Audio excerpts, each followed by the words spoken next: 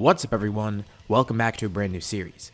I have Cell in a lot of my videos and he is my channel's mascot after all, so it's about time we make another series about him. I kinda wanted to do a plotline where he doesn't necessarily turn good, but he ends up living, and I had a pretty good idea for that. This is actually based off the same exact concept I had in What If Raditz Survived, but instead of Raditz, it's Cell obviously. A scenario where miraculously, he's able to live, and not a scenario where he just immediately turns good either. So, what's gonna happen as a result of this? Anyways, let's discuss what might have happened if Cell ended up surviving. Our story begins during the final encounter with Cell. Gohan launches the father-son Kamehameha, finally being able to overwhelm Cell in terms of power, seemingly destroying every little bit of him, except for one little speck. The beam flies out into space, launching this far away, and this little particle of Cell drifts off into space, going far out of the solar system, completely removed from Earth. While those left on Earth celebrate the defeat of Cell, out in space, some hope remains for the android. He barely has any power left, but slowly, that little speck of him begins regenerating, crashing into a faraway moon, slowly morphing into the same Cell as before. He has no power left within him. He barely had enough to regenerate. It's a miracle that he survived at all. He honestly can't believe it either. Escaping death once was one thing, but 2 times in the same day basically? He can't fight even if he wanted to. And even if he did want to teleport to Earth somehow, he can't. He doesn't even have enough energy for instant transmission. Plus, everyone is powered down anyway, so it's not like he could locate it either. He sits on this faraway moon, barely able to stand. He'll find Earth again, and he'll finish this. Now definitely isn't the moment to attack, but maybe that time will come soon. Off in Otherworld, King Kai is with Goku. They also think that Cell has been defeated, but King Kai feels very unsure about it. And as he looks into it, it seems that Cell actually didn't die. He can't confirm it for sure, but he says that even though they might have won, they still have to be vigilant. They can't know for sure if Cell actually did die or not. He could still be out there. Maybe he even regenerated again. And he's gonna keep trying to look around the universe seeing if he can find Cell anywhere. Because obviously there's no evidence here of him in Otherworld or whatever, and he doesn't even know if there should be any evidence of him here. King Kai contacts Piccolo telling him this, and Piccolo says he'll keep this in mind, making sure Gohan and Vegeta are aware of it as well. And Gohan can't believe this. He thought Cell was gone for good. There's no way he could actually still be out there, right? Piccolo says he doesn't know either. But there is one thing they can do to help. Months go by as time passes. Cell recovered after a few days, and over this time in space, he'd never even have the opportunity to locate Earth. He was launched pretty far away. He didn't realize that Gohan sent him out that far. Is that how much strength he had in that blast? It's even more of a miracle that he survived that, considering the speed at which he left Earth. He hasn't even been doing too much out here. He's been incredibly bored, trying to occupy himself in any way possible. He scours the universe around him, going to all these different planets around, but not many of them have intelligent life, or any life at all for that matter. He does some spotty training here and there, but not really too much. He tries to actually find his way back to Earth without instant transmission. But navigating out in space with no idea of where he is at the moment, that's a little bit tough, even for someone as smart as him. He can't even tell which star is which, because if he could, maybe he could locate Earth that way, but nope, that's not going to work. He can't sense any energies nearby either, until one day, he senses a large power spike far away, and he can immediately tell what it is. There's no doubt about it, it's Gohan's energy, the same energy he felt in the Cell games.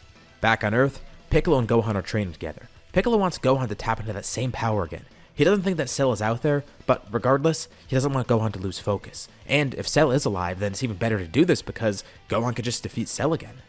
They have been training on and off, but Gohan hasn't really gone into Super Saiyan 2 again too much. At least not to his full power. This is the first time he's used all his strength, which is exactly why Cell's able to sense it. He powers up into Super Saiyan 2, fighting Piccolo and easily defeating him. He and Piccolo have worked together on not being overconfident in battle, because that's kind of what screwed Gohan over in the first place, and he has to make sure to not let that power control him. Have it be the opposite way. He needs to control that power, harness that anger, use that power with a clear mind if anything. Gohan's actually marginally stronger by now, but it's not a considerable amount. But even though it's not by much, he still has grown a bit stronger, as has Piccolo. The two get ready to spar once more, assuming a battle stance is staring each other down from a few feet away. But then in the middle of them, somebody just appears out of thin air. Immediately they feel a wave of terror, but also a wave of anger. It's Cell! He's actually back! And without hesitation, Gohan's full power flares up again. And almost automatically, Gohan launches into attack. Cell gets grazed by the attack, barely able to teleport out of the way once more, going to where Piccolo is. Piccolo swings behind him, trying to attack Cell, but he blocks it. But he doesn't fight back though. He tells them to stop, trying to calm them down. But Gohan then immediately launches in for another attack. Cell barely is able to guard against it, and feels the pain ringing through his body. And once more he teleports out of the way, and Piccolo yells at Gohan, "Kill him now, don't hesitate at all." And Gohan says he's not, that's what he's been trying to do. Cell seems a tad stronger than before, and not just that, he's using instant transmission pretty efficiently. But Gohan will finish it in one blow. He hesitated last time to kill Cell, and he doesn't want the same thing happening here. Cell reluctantly teleported here, not really knowing if he'd get another chance. He knew that it might have been too soon, and that they would have attacked him immediately. But he tries telling him to calm down again. He isn't here to attack. And as Gohan prepares his final strike, Cell tries to think of the best thing to say. And he tells them, if he were here to kill them, he would have done it by now. He would have blown up Earth. It would be pretty easy. He's had more than enough time here already to do so, and he could have even done it from space. Don't they at least realize that? He's not here to kill them or destroy Earth. Give him just one moment to speak. He teleports out of the way once more, dodging Gohan's attacks. And Gohan asks, why should he give Cell a chance to even speak here? And Piccolo yells out to Gohan once more, don't get distracted, just kill him. But Cell tells Piccolo to calm down too. Again, if he wanted them dead, he could have destroyed Earth, and he's had plenty of chances to kill Piccolo already as well. He tells him what his true motive is. He was made to be the perfect warrior, but what's the point of that if there's no one to fight?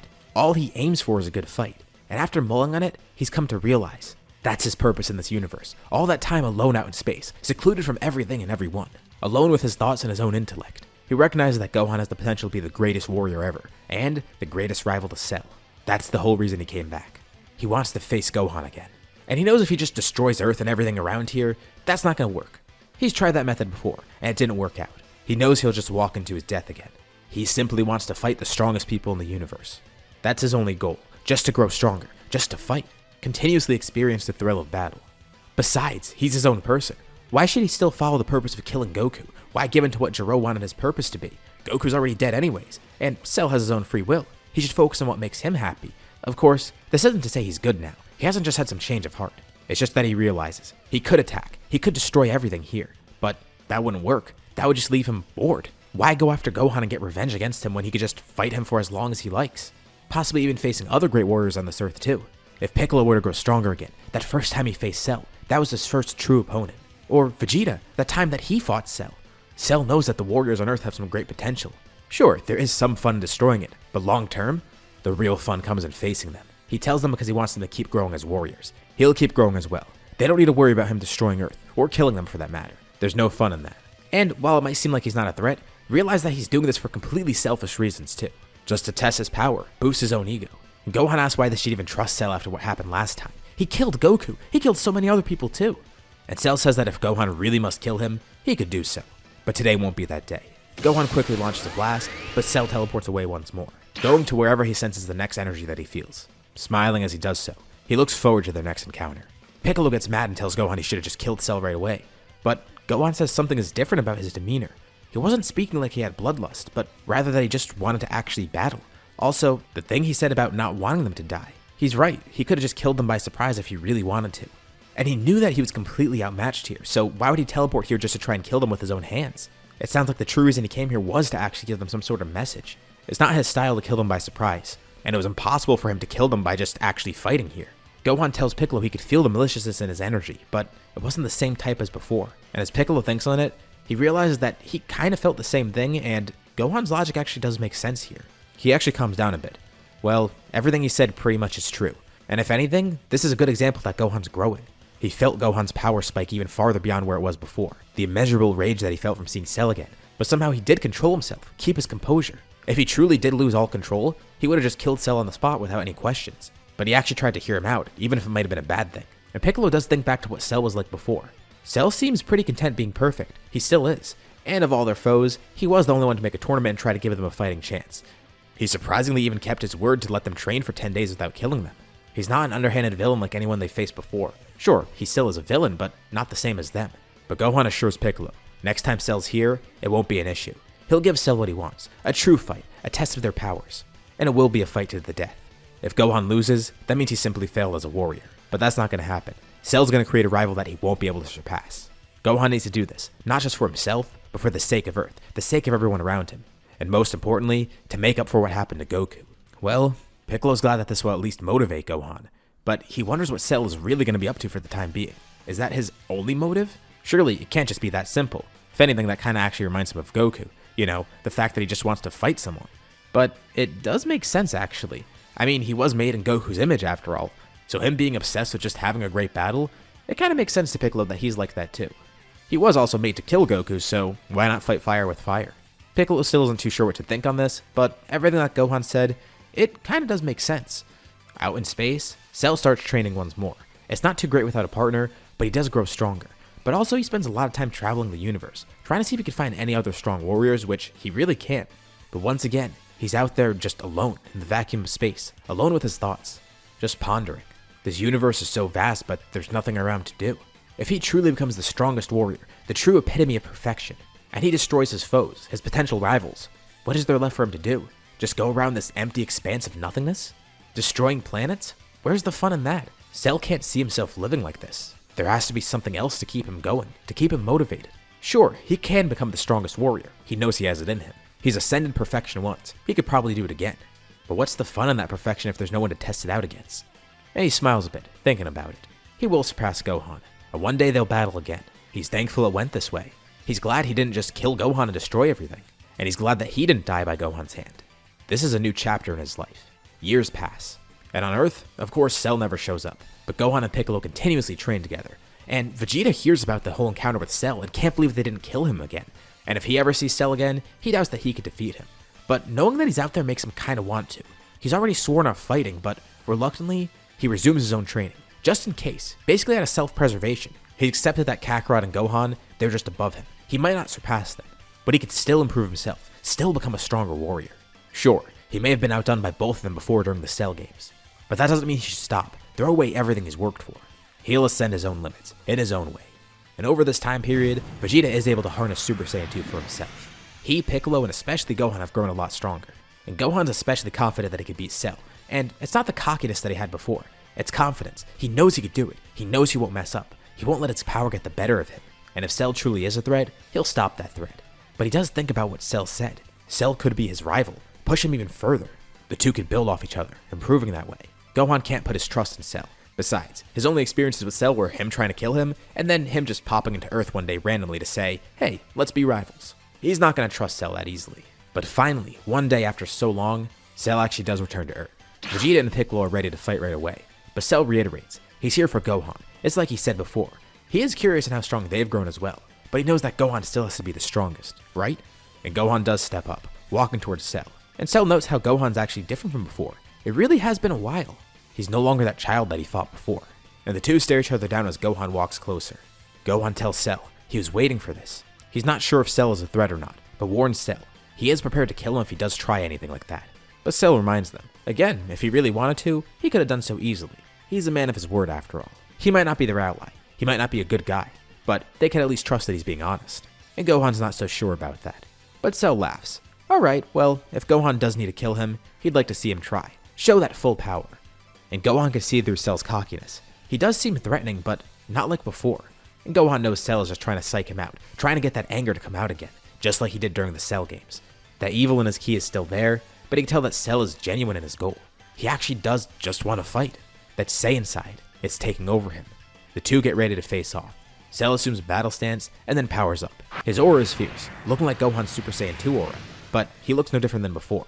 He hasn't transformed at all, but he has certainly grown a lot stronger. And Gohan turns Super Saiyan. And Cell comments, he has some great potential of his own, but unfortunately couldn't quite fully tap into it yet, especially without a great training partner out there. Frieza and Cold are only a part of his DNA after all, and not the full makeup of it. So that did kind of help him grow, but he still has been trying to awaken that dormant potential, and hasn't really had too much success, but he has grown a lot stronger. And he asks Gohan, use that same power that he used before, not the normal Super Saiyan form, no. He wants that ascended version, that one he unlocked during the Cell games, and the one that he used to try and kill him during that last encounter. And Gohan asks if he means Super Saiyan 2, and Cell says yes, although that name is kind of underwhelming if that's what they actually call it. So, Gohan obliges, going Super Saiyan 2, and Piccolo warns Gohan to not get too cocky. But Gohan tells Piccolo that he doesn't feel any arrogance right now. He's gonna win this fight quickly. Besides, if you weren't going full power right from the start, that would probably mean he's not taking it as seriously as he should be. And he assumes a battle stance, telling Cell he's ready whenever he is. Cell smiles. Gohan and Cell are both ready. There's a massive shockwave as the two launch in towards each other. The speed of it is incredible. Piccolo and Vegeta can't believe it. They've seen Gohan's power, but they haven't really seen him in a serious fight. And as for Cell, they don't know how truly strong he is. Maybe he's around the same strength as before. Maybe he's grown a lot stronger. Maybe it's only a little bit stronger. They won't actually know for sure, at least not just yet. The two clash and immediately exchange blows. And it almost seems like they're even at first. Cell's actually impressed. Gohan's actually grown a lot stronger than before, but he can tell he's not fully serious at the moment. And Gohan says the same exact thing goes for Cell. He knows he's grown stronger, and he knows this isn't his full power. But he tells Cell not to mess around. It makes it look like he's scheming something, so unless Cell wants Gohan to be suspicious, he should really start trying. The two power up again mid-fight, turning into two incredibly fast blurs. Vegeta turns to Piccolo. He can immediately tell Gohan's still not at his full power, even though he just powered up a little bit more. And Piccolo knows too. He's not sure why. He just wants Gohan to eliminate Cell. He shouldn't hold anything back. But Vegeta says it's not a concern. If this truly is Cell's full power, he has no hope of winning here anyways, and he thinks this is Cell's limit. From what they could see, Cell is actually far beyond their power at the moment, but he's not beyond Gohan's power. And it's not like Cell has really learned too many new techniques either. Really, he just has instant transmission, which he's a lot more efficient with. But besides that, he's developed his fighting style, but not really by much either. There's no new techniques, he's basically just stronger. And Gohan tries to use everything at his disposal too. And as the battle continues, Cell could tell he's losing ground. But it seems Gohan is still not deterred at all. And with one final push, Gohan shows off his true strength in Super Saiyan 2. And with a huge burst of power, he's able to finish the fight, launching Cell back down to the ground, and then standing above him with a hand out. Cell lays there on the ground looking up at Gohan, and then chuckles a bit. Looks like he should have tried to train a little bit more seriously. Hopefully he can harness that Frieza side of his DNA. Wondering what kind of potential lies there as a mutant. He points a finger up at Gohan, and it almost looked like a death beam at first. But then all his other fingers stretch out. He's holding his hand out at Gohan, and then Gohan does the same, picking Cell up off the ground. And Cell's honestly quite surprised. The Gohan he fought before would have given in to his anger. He would have been a sloppy fighter, being too arrogant and such. And that old Gohan, if his advantage truly were that massive, he would have killed Cell without a second thought, or at least made him suffer. But this Gohan, he's giving Cell a chance. Cell could see that he's grown a lot, not just in terms of his strength, but how he controls that strength. Vegeta and Piccolo watch on, considering what they should do. They don't think they could try and kill Cell even if they wanted, and they're just observing, seeing what he actually tries to do.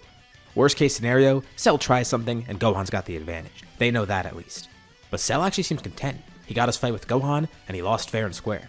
Cell then simply turns around, about to launch back off into space. He says he'll see them again soon. Next time he'll be even stronger, and give a much better fight. And Gohan's honestly pretty surprised. That was it? Well yeah, it's clear that Cell can't win here.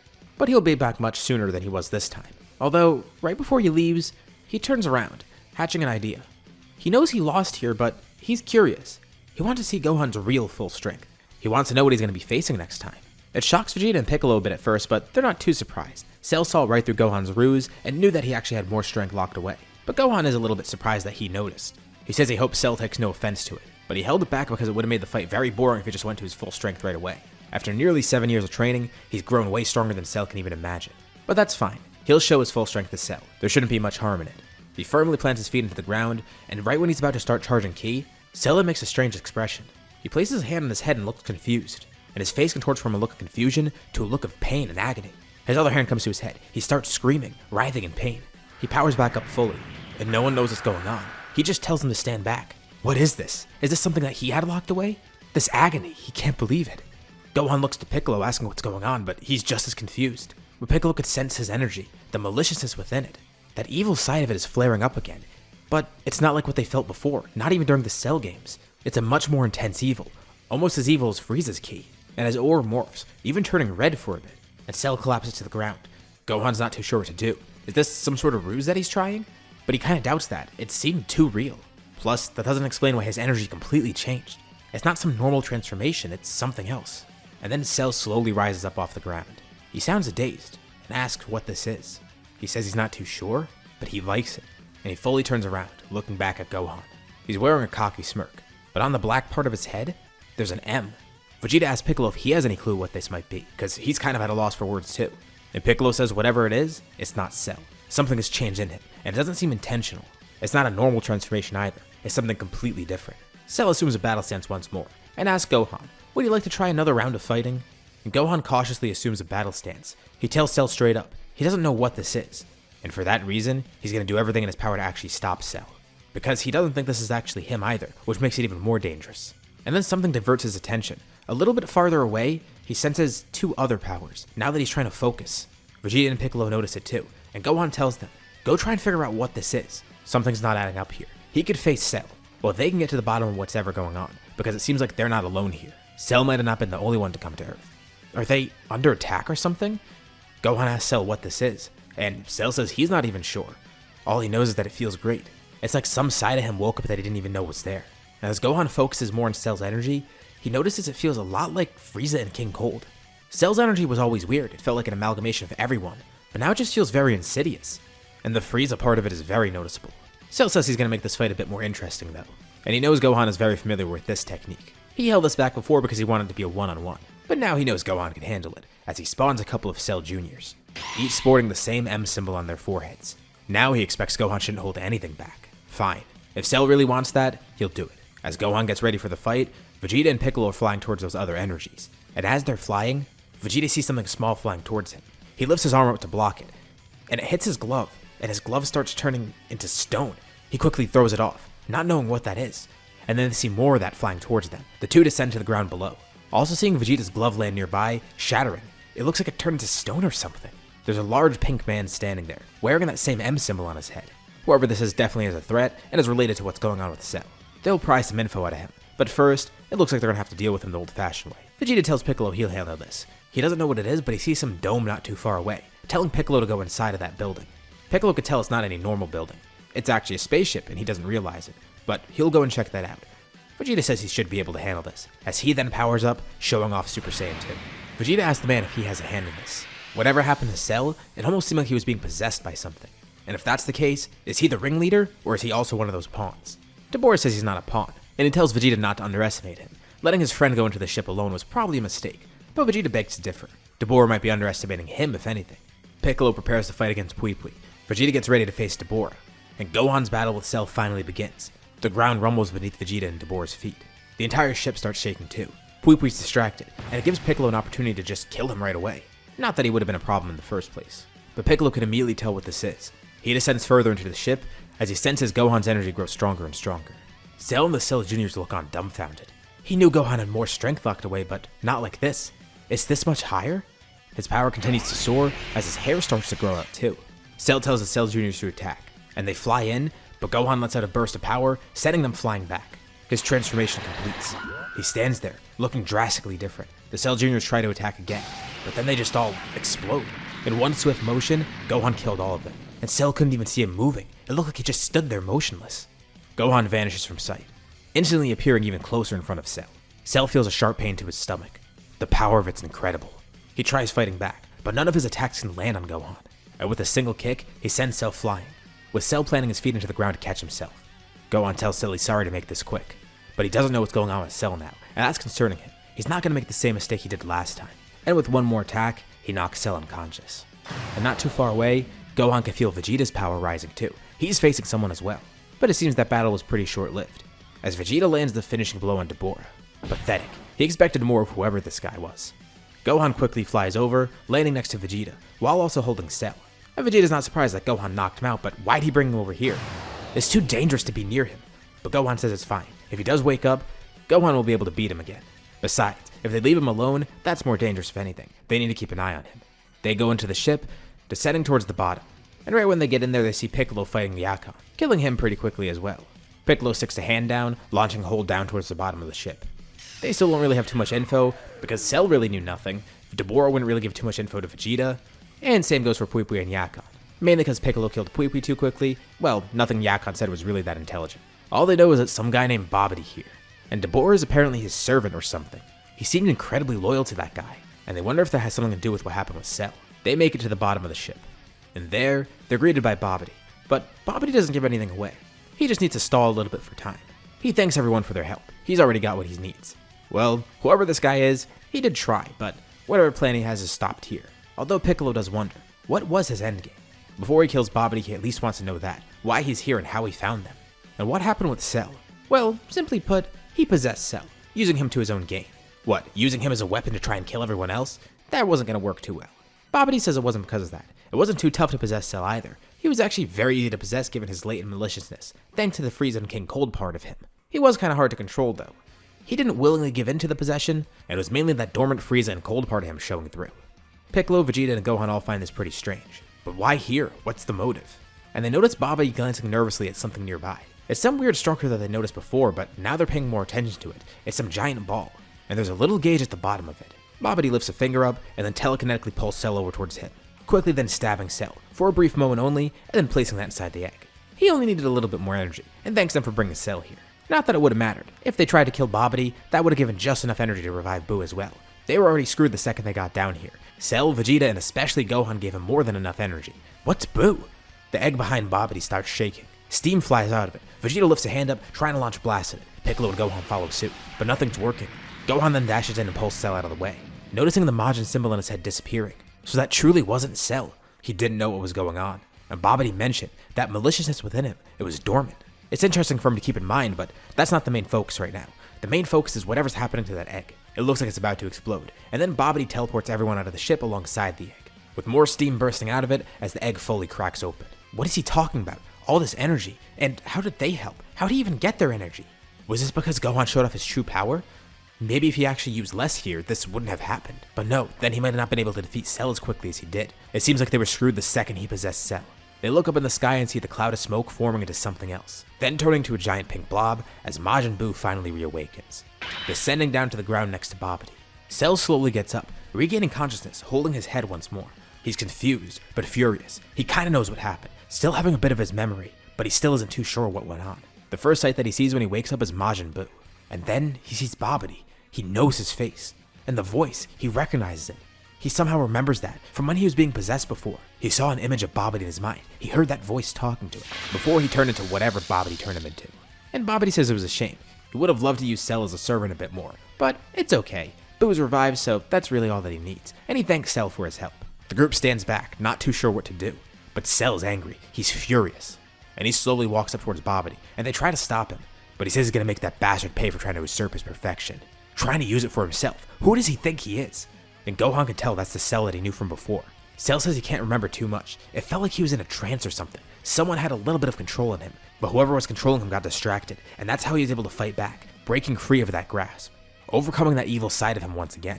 Because it wasn't truly Babidi controlling him, it was more so the evil nature within Cell. Whatever this monster before him is, he'll be sure to destroy it as payback. Besides, he looks back at the group. If he can't do it, he knows this is their fight too anyways. He'd actually be glad to help him out here, especially because he wants to kill that bastard Babidi. And he looks at Gohan, vaguely remembering during their fight, that other form that he used, that form beyond Super Saiyan 2. It was quite potent. That monster in front of them, it's strong, but Cell thinks that power will be enough to defeat him. The issue is, nobody knows what's really going on yet. All they know is that there's this threat in front of them, and he seems a little empty-minded, but his power is incredibly intimidating. The worst part is, they don't know if fighting him will give him more energy, because that happened before. They don't know what's going on, and they don't know what's going to be risky or not. But whatever's happening, they're obviously going to have to try something here. Cell approaches Buu slowly, as Buu then does the same, being commanded by Babidi to do so. Cell says he's going to fight too, not because he cares about the fate of Earth or anything, but rather, he cares about the fate of his rival, Gohan. The only one to defeat him will be Cell. Besides, this battle sounds like a lot of fun, and it's a chance to get vengeance. The fight between Buu and the group fully begins, with Babidi sticking him on them. He tells Cell it's a shame that he's still not possessed. Had he still been there, he probably would have survived this, but he'll be facing Buu's wrath now. Besides, it's not really like he needed another servant anyways. But Buu starts to feel a bit hungry during the battle, and decides, why not turn somebody into candy? He launches a candy beam, but Vegeta tells him to watch out. You can tell this is no normal beam. The last guy was able to turn things into stone, so he warns him to not have any of Buu's beams touch them. The beam's aimed right at Gohan, who quickly picks up a rock from the ground and throws it at the beam, with that rock turning into candy, and then Buu sucking it in. He then starts rapid firing them everywhere with everyone trying to dodge it the best they can. Vegeta's not too sure how to feel because now they're fighting alongside Cell fully, and he doesn't think they could trust Cell, especially after what just happened. He kinda caused Buu to be revived after all. And Cell tells Vegeta to quiet down. He didn't want that to happen. But he thanks Vegeta for reminding him. He does need to pay back Babidi somehow. Covertly, he begins stretching out his tail, dragging it across the ground, trying to reach where Babidi is. And thankfully Babidi doesn't notice it at all, with Cell's tail creeping up behind him as he starts choking Babidi out. He then pulls his tail back to him with Babidi in it, telling Babidi not to play with him any longer.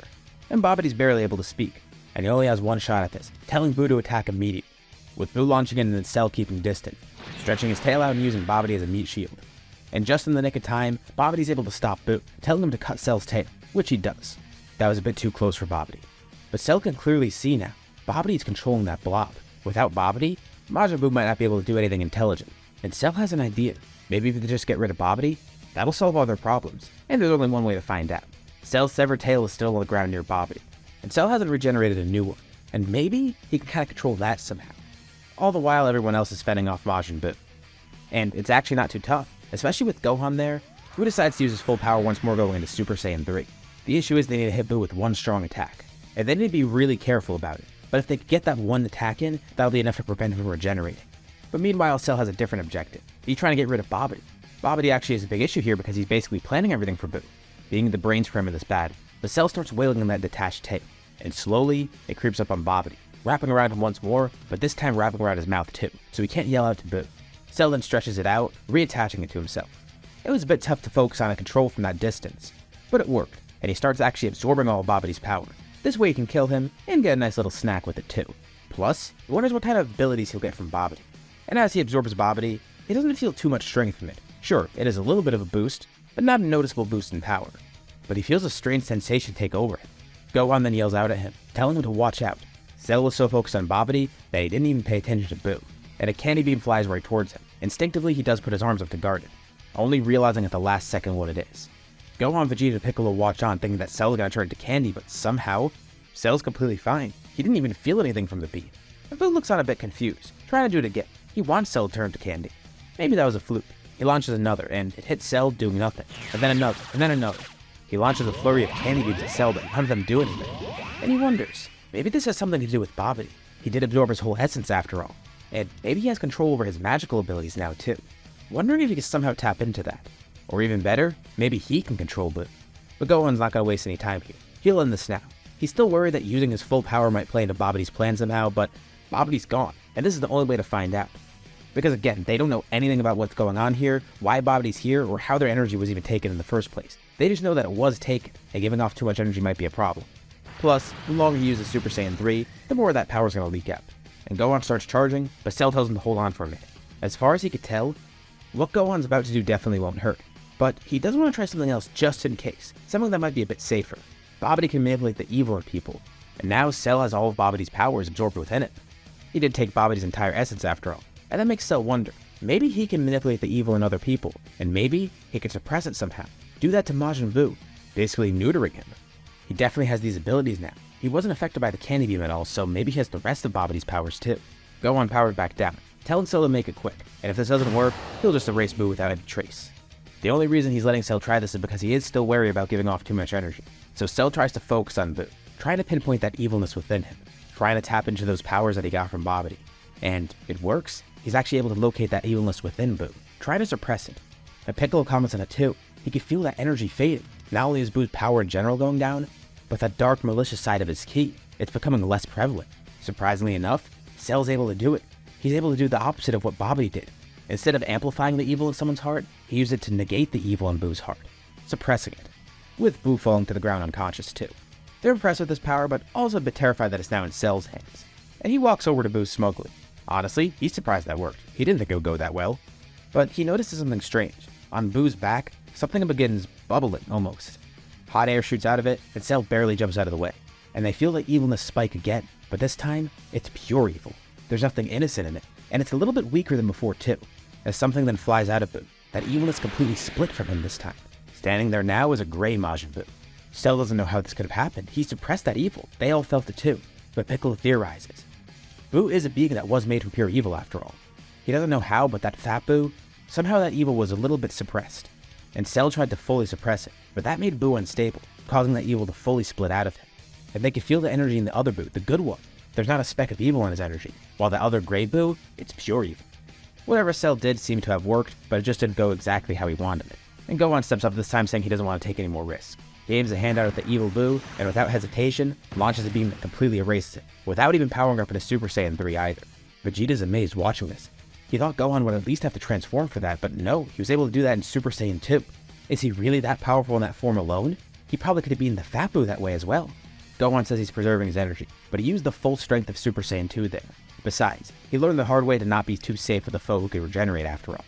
Gohan then walks up to the Fat Buu, ready to eliminate him as well. And no one stops him, but Cell notes there's no evil left within that Buu, and Piccolo actually concurs. Gohan stands over him, charging a blast once more. But Cell actually tries to stop Gohan. He tells him to just wait a moment.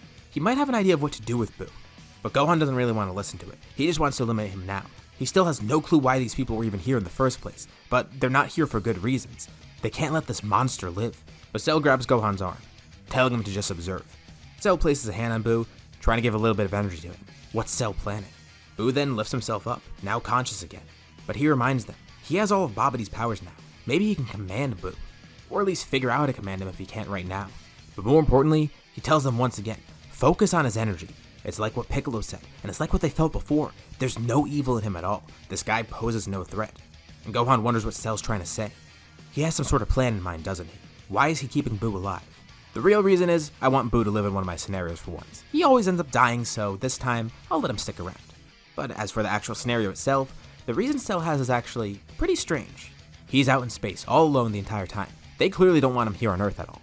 But Cell does have to occupy himself somehow. He does want to train, and he doesn't really have a good training partner for that.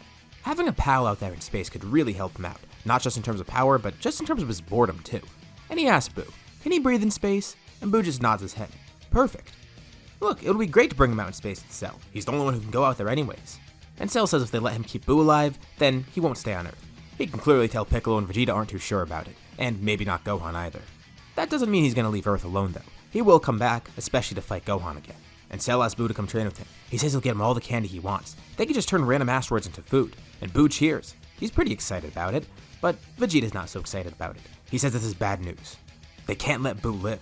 Gohan's gotta agree too, right? He was just about to eliminate Buu. But Piccolo says Cell is telling the truth. Buu is not evil at all. He's completely innocent somehow. It's actually incredible what happened. Somehow Cell was able to completely separate that evil from him, even if it was accidental. He's just a completely pure being now, but instead of pure evil, it's pure good. Cell chuckles a bit and says if they change their mind, they can come find him and destroy Buu and him themselves. Until then, use this as motivation. It's gonna help him a lot, and he and Buu fly off into space. He finally has someone to keep him company, and he'll whip Buu into shape. What better way to get vengeance on Babidi? Destroying the one thing that he wanted to unleash, taming him, and then using him to grow stronger personally. Had he caused any more havoc, it wouldn't have gone this way. But Buu didn't really get to do too much in his time here. And he waves to them, saying he'll see them soon. Gohan and Piccolo just watch, and Vegeta asks Piccolo bluntly. He is Kami after all, so he should know this. Should they be worried? And Piccolo reiterates, he wouldn't have said it before if he didn't believe it, but he didn't feel any evil in Buu at all. He only felt some in Cell, but it wasn't really as big as before. Besides, remember what Babidi mentioned to them while he was alive. He said Cell's evil was there, but was suppressed. Piccolo says maybe the same goes for him and Vegeta. Buu was even purer than them. The only person that was even comparable to him was Gohan. But even then, his Super Saiyan form had a little bit of maliciousness within that. He wonders if Babidi would have been able to possess them as well. And Vegeta's annoyed that Piccolo would even suggest that. A Saiyan prince like him wouldn't get possessed by that pest. But he's calm for now, not too worried about Cell or Buu. He wonders if he can grow powerful enough to face them too. He knows he probably doesn't have to worry about them as a threat. And honestly, Piccolo's still not too sure about Cell either. It's been this way for years. And he doesn't know if he'll ever fully accept Cell being there still. But surprisingly enough, Gohan's come to accept it. He's grown so much stronger than Cell, and knows he'll continue being stronger than Cell too. No matter what, he'll have the power to defeat Cell if he ever needs to. And he can clearly see, his influence is rubbing off on Cell. It kinda reminds him of Piccolo in a way. He remembers back to when Piccolo was first training him as a kid, telling Piccolo about how Goku viewed him. He wasn't as evil as before. It's almost like Goku rubbed off on him. And now, it might be the same for him and Cell. Besides, Cell is part Goku after all. Cell's DNA does have a lot of evil in there. That pure evil DNA that Frieza and King Cold had. But there's also Goku in there, pure good. Maybe that side is just as easy to influence. Cell clearly isn't even close to there yet, but he's way better than he was before. And Gohan wonders what the future is going to be like for that. Out of nowhere, two people then teleport into the battlefield, looking around frantically, asking what happened. Piccolo looks mortified, and Vegeta and Gohan don't know why, but Piccolo says, that's the Supreme Kai, explaining the hierarchy, and then they realize why this guy's a big deal. Well, why is he here? He said he's here to see what's happening with Buu. What happened? And Gohan explains. At first, Shin's happy to hear about that, but then Gohan gets to the end of the story where Buu leaves. He and Kibito are mortified. They let Buu go? Well, they let a pure good Buu go. And then Shin thinks on it a bit. Well, if what they said is true, the evil essence of Buu may have been completely separated from him and completely erased, with the other one having the influence from the Kais. All that's left is all the good parts of Buu and the two Kais within him. Well, at least it's good to hear that Babidi's dead, and Buu's basically not a threat anymore. And now that they mention it, Shin tries to sense any sort of evil present in the universe, trying to pinpoint Buu's energy. It is pretty high, and he and Cell didn't really make it too far yet, since they didn't teleport away, they just flew away. And he could sense it moving away, trying to focus on it, realizing that, yeah, it's just good. He's honestly really surprised. So they did defeat Buu, but not in the way he expected. He's amazed for a few reasons, because first of all, Buu is revived. Second of all, these people defeated him without any sort of warning or anything. And the strangest part of it, they're able to defeat him without actually killing him. They apologize for not arriving sooner. But Piccolo says he's just glad that they got here in general, explaining everything to them now. He is a bit concerned about Cell and Buu, even if they don't seem like threats for now, but he'll do something about it. Just like Vegeta, he'll use this as motivation for himself. There's a passage of time. Gohan ends up going to school, meeting Videl and all. And eventually we get to a world tournament, with Goku coming back for a day. He's been watching everything, and he's very happy with what's been going on.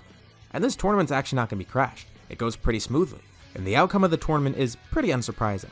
The finals are between Goku and Gohan. And Goku asks Gohan, show off that power that he got.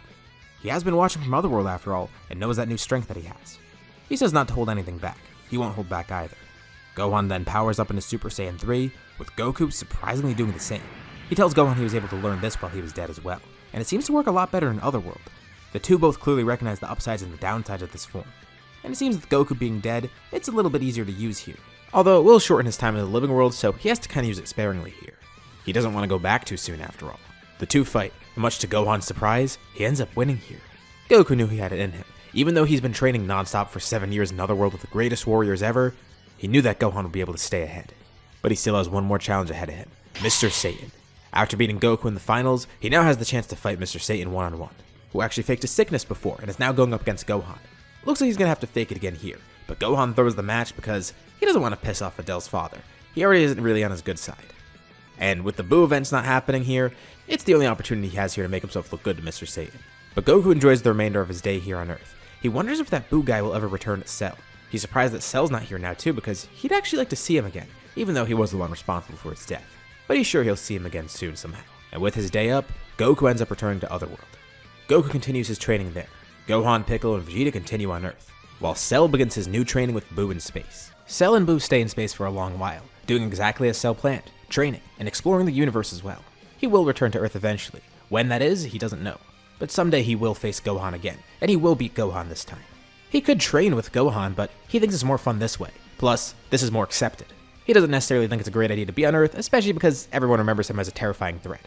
And most of the Z fighters don't even want him there anyways. But this is more interesting to him too. He doesn't know what Gohan's progress is like. It's more fun to have that as a challenge, trying to figure out what Gohan's new abilities are. And this way, Gohan doesn't know his abilities either. Years and years pass.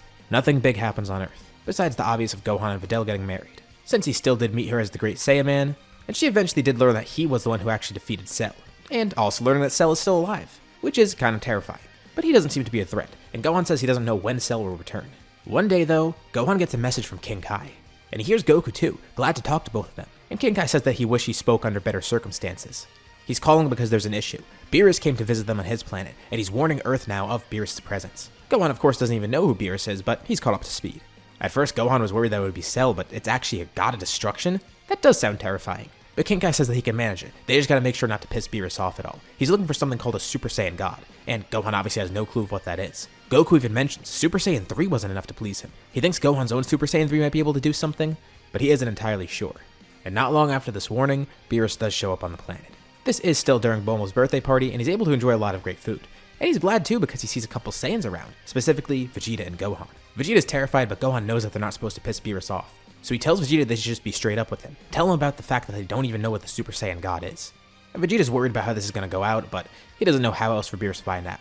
Gohan greets Beerus, and Beerus is enjoying the food at the moment, so he's in a pretty good mood. And Gohan tells him that he heard about what Beerus was looking for from King Kai. And unfortunately, the Super Saiyan God doesn't exist, but he can at least show off his strength. He knows Beerus already fought Goku, but he's actually stronger than what Goku's at. And Beerus is intrigued to hear this. Alright, well, he'll at least fight Gohan, but if it's not impressive, he still expects Gohan to figure out something about the Super Saiyan God.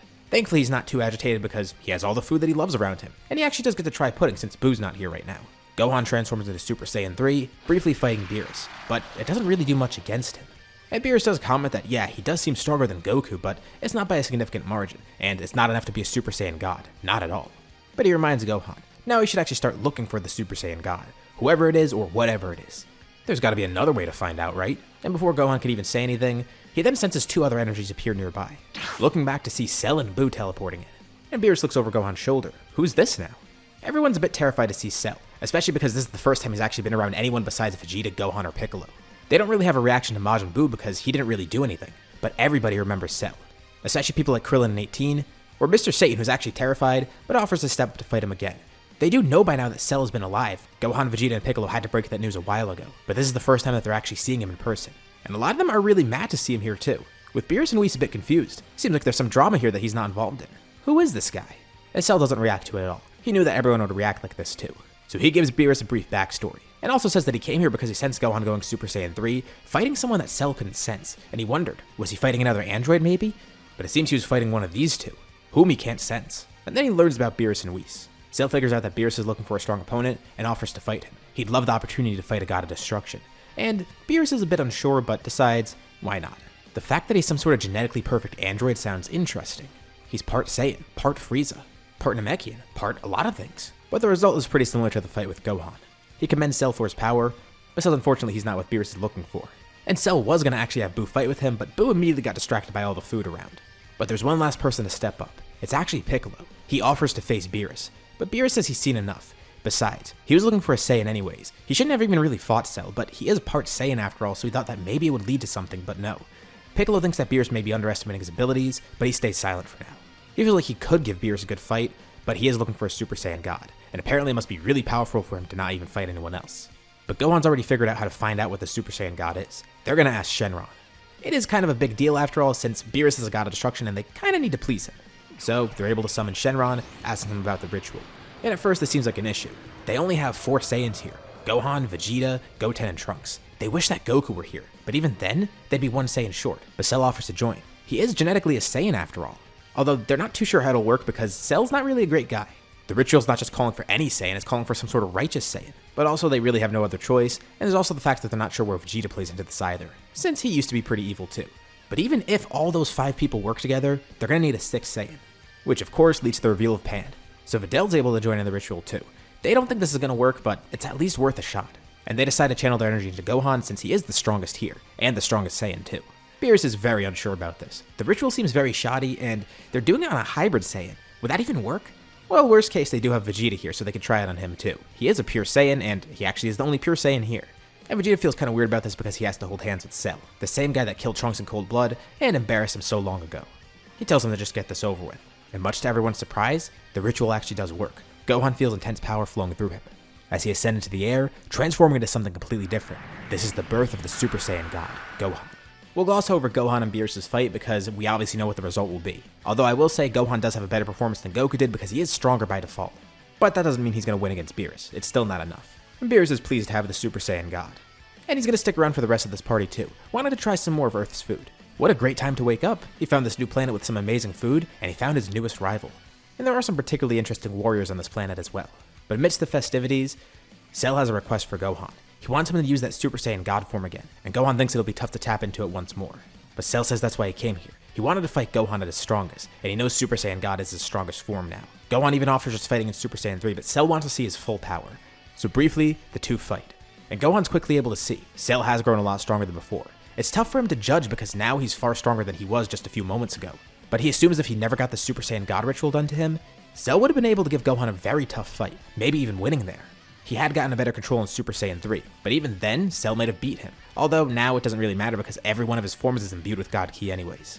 And Beerus is a bit intrigued too. He did fight Cell before, but looking at him again, this android guy seems pretty powerful, even without Godly Ki. Not to mention, as part Saiyan, he could probably possess that Godly Ki as a Super Saiyan God somehow, if they were to do the ritual on him or something else. He's not too sure though. And Cell tells Gohan he's done. He started growing immensely. It's actually thanks to Babidi. When he tapped into that Frieza and King Cold side of him, that awakened something dormant. Alongside the evil that was suppressed within Cell, his potential from those 2 alien mutants was locked away, and it actually came to the forefront, allowing Cell to tap into that. His training has been much more effective recently, although it's not to Frieza's exact level, so don't expect him to be like Black Frieza level right here. We need to be reasonable after all too, so I don't want to make him just completely overpowered. And Cell grows a lot stronger as he fights too, and his rapid growth has only really come on recently, and Gohan can see, Cell will catch up to him again, probably even surpassing him again. They have an interesting future in front of them, and Piccolo yells out to Gohan from below, asking him to fight too. And Gohan's a little confused about this. He knows Piccolo's powerful, but they've already seen the results against Cell. He doesn't actually say this out loud to Piccolo, but Piccolo can tell that he's underestimating him too. But he doesn't mind. He tells Gohan that's fair. Gohan hasn't seen his true power recently. What does he mean by that though? And Cell's intrigued to hear this as well. What's Piccolo been hiding? Piccolo said he's kept this hidden away. He knew if he powered up like this, it would have definitely attracted Cell, and he didn't know if he was ready to face Cell just yet. And this is also why he offered to fight Beerus, thinking that maybe his power would be able to impress Beerus, but he's already got a Super Saiyan God. He tells Gohan just like before, he was still worried about Cell, so he asked Dende if he can unlock his potential, kinda like what Guru was able to do on Namek. Dende wasn't able to do that, but he was able to upgrade Shenron to actually do so. It was a little bit tough, but it ended up working. He was able to summon Shenron one day, having the dragon unlock his power. He's kept this a secret, only vaguely hinting at it because he can never show it off. And now that he mentions it, Gohan does remember. Not too long ago, the sky turned dark one day, almost as if someone summoned Shenron. That must have been what it was for. and Gohan's surprised that Piccolo even kept this a secret from him. And Piccolo did plan on showing it off to Gohan, who hasn't been training as much recently, but also he still was worried about attracting Cell here. But now Cell's here anyways, and he can see that Cell's clearly not a threat anymore, so he transforms, showing off his new great power. He doesn't change much, besides becoming a little yellower, and with his skin smoothing out a lot too. But his power, it's intense. Even Gohan's shocked, and Cell finds this pretty amusing. So Piccolo was that worried about Cell showing up again, huh? By focus on Gohan, he also lost focus on Piccolo. It seems Piccolo's even stronger than him too, and Gohan can't believe this either. Now with the Super Saiyan God form, Gohan is the strongest again, but Piccolo was actually the strongest the entire time and he didn't even realize it. And now that Piccolo doesn't need to keep this form a secret anymore, he could use this fully in his training. And it impresses Beerus as well. The Namekian seems way stronger than he thought, and he probably shouldn't have underestimated him. This planet is really interesting. He will have to return someday. So, Beerus ends up leaving, glad to finally get what he wanted, finding the Super Saiyan God, as well as getting a lot of great food along the way. But Cell doesn't leave immediately, nor does Buu because he's still eating a lot of the food over there. And Cell's decided it. You know what? He's gonna stay on this planet. It does seem more fun to be at, and even though he's not welcomed by everybody here, he'll figure out something. He gets why no one trusts him, and he honestly doesn't need that trust. Although maybe it'll ease their minds to know that they can trust Cell, and the best way to do that is by living here and not causing any trouble. At least in Cell's eyes. He's gonna stay on Earth, but he does have to be kinda low-key because everybody's terrified of him. And not just our main group here, I mean everybody on Earth because they know who Cell is. No one knows what to really feel about this. But they trust in Gohan and Piccolo's power, as well as Vegeta's too because he hasn't been slacking either. That Buu guy is strange, but from what they could tell, he's pure of heart anyway, so he's probably not too big of a concern. And it's not like they could really do anything against Cell either. Really the only people who can are Gohan and Piccolo. And they decide to give it a chance. If there is an issue, they will be able to defeat Cell. It's not going to be an easy process for everybody to trust Cell. He's way better than before, but he's definitely not really a good guy. He's incredibly selfish still, and very egotistical. He really just does whatever he wants. But he's a lot more reserved than before. He and Buu will find somewhere in the wilderness, far away from a lot of society because they're not going to be accepted there. Cell will be easily recognized, and Buu doesn't really look too intimidating, but he's clearly an alien. This will be for the better. The two of them fly off and start to survey land. Cell enjoyed building his arena, so he'll have fun building a house, especially with Buu. Although, while they start looking for a place to live, Cell does think Buu might actually want to go into the city at points just to get food for himself. Cell doesn't necessarily need all that much. As part Namekian, he can actually just survive on water, but he knows Buu's going to want to get some food. Buu might need a more human-like appearance. Actually, something more handsome like Cell himself. Buu's a little bit confused on what he means, but Cell explains, and then Buu nods his head. Oh yeah, he could be handsome like Cell. He then grabs onto his face with both hands and then starts stretching it out, which is a bit gross for Cell to watch, but Buu starts morphing his body, trying to imitate Cell's face and build, as well as the humans that he encountered before. Cell really just wanted him to change his head, but Buu changes literally everything. He still has a giant antenna, and he is pink, but he has a much more human-like face now. Buu's antenna now hangs off his head like a tail. It's grown a lot longer than before, which Cell assumes is due to his power somehow. And now he has a more human-like face, and he gave himself a very aesthetically pleasing body, to say the least. He took the handsome part a little bit too seriously, but he still is missing something. So Cell gives him the clothes beat. He doesn't really have a fashion sense, but he decides to give Buu a pretty simple outfit, one that mirrors the warriors that he respects most, Son Goku and Son Gohan. And from this, a brand new Buu is born. Although really it's just his appearance that's changed. This Buu will be able to blend more into the general public, now that his face is a lot more human-like. Complete with the chin and nose too. And it's time for them to embark on their new lives. Although, Cell starts to feel a strange sensation within him. At first it's pretty subtle, but over the next few days, he feels it more and more as he starts training a bit. It's like a sensation of power, but he can't really put a finger on what it is. And then one day he senses something strange. He senses a new energy pop up on Earth. He teleports over to it, and all he sees is just Gohan standing there, training with Piccolo, now in his Super Saiyan God form. And Cell's a little bit confused. He sensed a brand new power, but why did it bring him to Gohan? He teleported right to it. And Gohan questions that. Cell sensed him? Like, his godly ki? He's not supposed to be able to sense that, is he? Now that Gohan mentions it, the ki that he sensed felt very different to any type of ki he sensed before. Not in the sense that it was unfamiliar, but in the sense that it didn't feel like normal ki at all. But this just confirms it. He could sense godly ki now. He has no clue as to why. And no one could really theorize, but there is a reason he was able to unlock this. Buu's split didn't happen like normally, so instead of his godly power all being destroyed with evil Buu, some of that godly ki remains in the good Buu that's still alive, although it's not nearly as much. But the essence of the Grand Supreme Kai and the South Supreme Kai are still there, even if it's very minute. And Cell's been spending so much time around Buu. He's been with him for years, training with him incredibly often. This led to Cell picking up on very trace amounts of godly ki, without even realizing it. And he was never able to access it. He didn't even realize it was there. But now, having been part of the Super Saiyan God ritual, it's almost like it broke something within him, some sort of limiter keeping that back.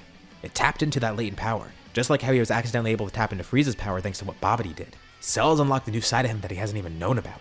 And now that Cell's there in front of Gohan, Gohan can actually kind of sense it. It's a very small amount of godly ki, but it is there. He feels Cell's normal presence, but also a different presence within him. This is his first step towards the realm of gods. He can unlock an even greater power that he didn't even realize was there. And that makes Gohan wonder, what else is Cell going to be capable of? What did he learn there out in space? How powerful can he really grow? And more importantly, what is godly ki going to look like with Cell? Can he become a Super Saiyan god as well, or will he just become something completely different?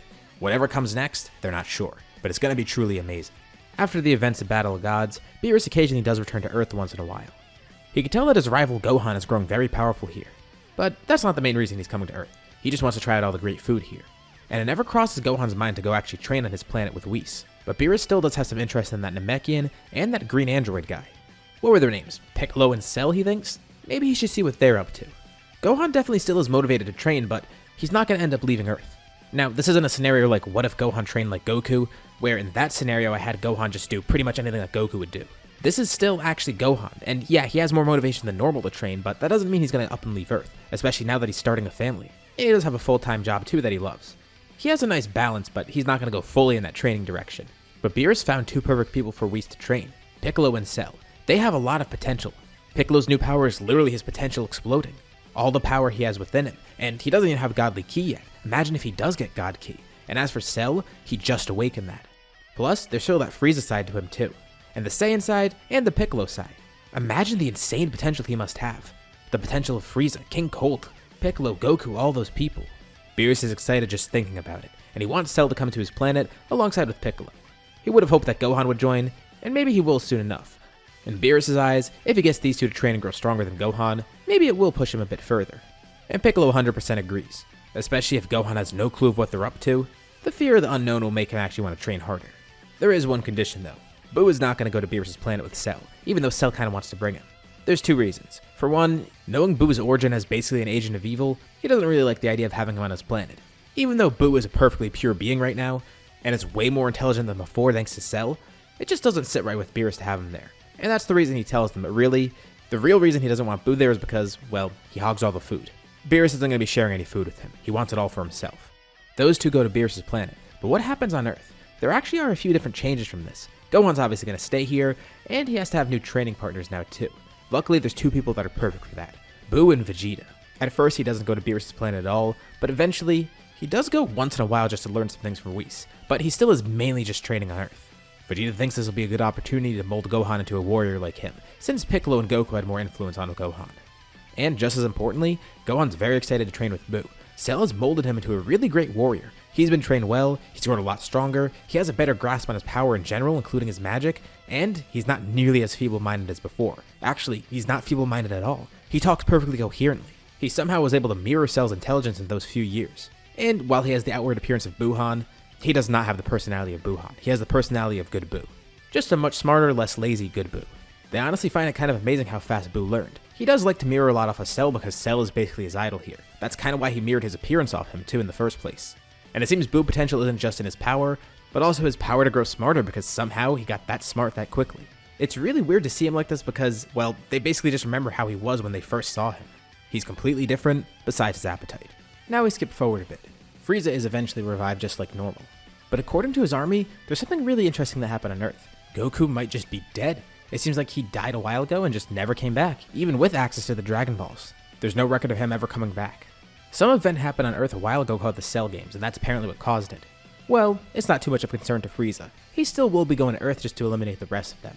He is glad that Goku's gone though, and eventually his army does show up on Earth again, although they're wiped out pretty quickly by the defense forces on Earth, consisting of Vegeta, Buu, Gohan, Trunks, and Goten. Now, this kind of intrigues Frieza. So, Goku's gone, but it seems there's two other young Saiyans there, Goten and Trunks, but then there's that pink guy there, who he finds out is apparently Majin Buu. Why is Buu on this planet, and why is he working with them? Ah well, once again, not too much of a concern to Frieza. With his newfound strength, he definitely doesn't have to worry about anything here. No Saiyans, no Majin Buu, nothing. But one of the Saiyans steps up to fight Frieza. He expected Vegeta to step up first actually. But Vegeta instead welcomes Gohan to go up. Vegeta tells Gohan, now's a good opportunity to prove himself. He would like to eliminate Frieza on his own, but he knows Gohan's above him. And, not to mention, he did teach Gohan a few new things too. Their training has really paid off, so even if Gohan gets the elimination, it still is a win for Vegeta in his eye. His influence will lead to Frieza's defeat. It takes Frieza a bit to recognize who this guy is, but then he remembers, it's that kid from Namek. that hybrid Saiyan, Goku's son. And he does remember back to Namek. This hybrid Saiyan seemed unassuming before, but at points where he had immense anger, he was able to get a huge power up. So maybe he has more hidden power locked away, and Frieza's not going to take this too lightly. He goes into his final form, and Gohan says he doesn't need to transform at all. He really just wants to gauge Frieza's strength first, and see if his full power is really necessary here. Just because he doesn't really know how to use his full power just yet, and if he goes into it right away, it could be a little bit risky. He needs to make sure he actually does need to use it, and that he uses it at the right point. And he can immediately see Frieza has grown a lot stronger, so while fighting Frieza in that final form, he transforms into Super Saiyan. His base was actually above Frieza's final form just now, but Gohan isn't messing around here. The power of Super Saiyan will be enough to eliminate Frieza really easily. And as their fight goes on, Gohan comments on something. He tells Frieza that unlike Cell, he has no redeeming qualities. After all this time, his heart is still just as hateful as before, and it's a shame too. He didn't expect Frieza to change at all, but to see that he's still the same way he was all those years ago, it's a bit pitiful. And Frieza questions what he means. Did he expect Frieza to change? And also, who's the Cell they're talking about? He's about to taunt Gohan once more, but there's a blinding blue light. Frieza feels a very intense pain in his torso. It doesn't even look like Gohan's moved at all, but somehow, faster than Frieza could even process, Gohan punched a hole clean through him. Frieza falls to the ground trying to recollect some strength. He didn't expect that. Maybe he could transform. There still is time. He could show off his golden form. But before he even gets the opportunity to, Gohan destroys Frieza with a single blast, leaving nothing behind, knowing how easily he could survive even an attack like that.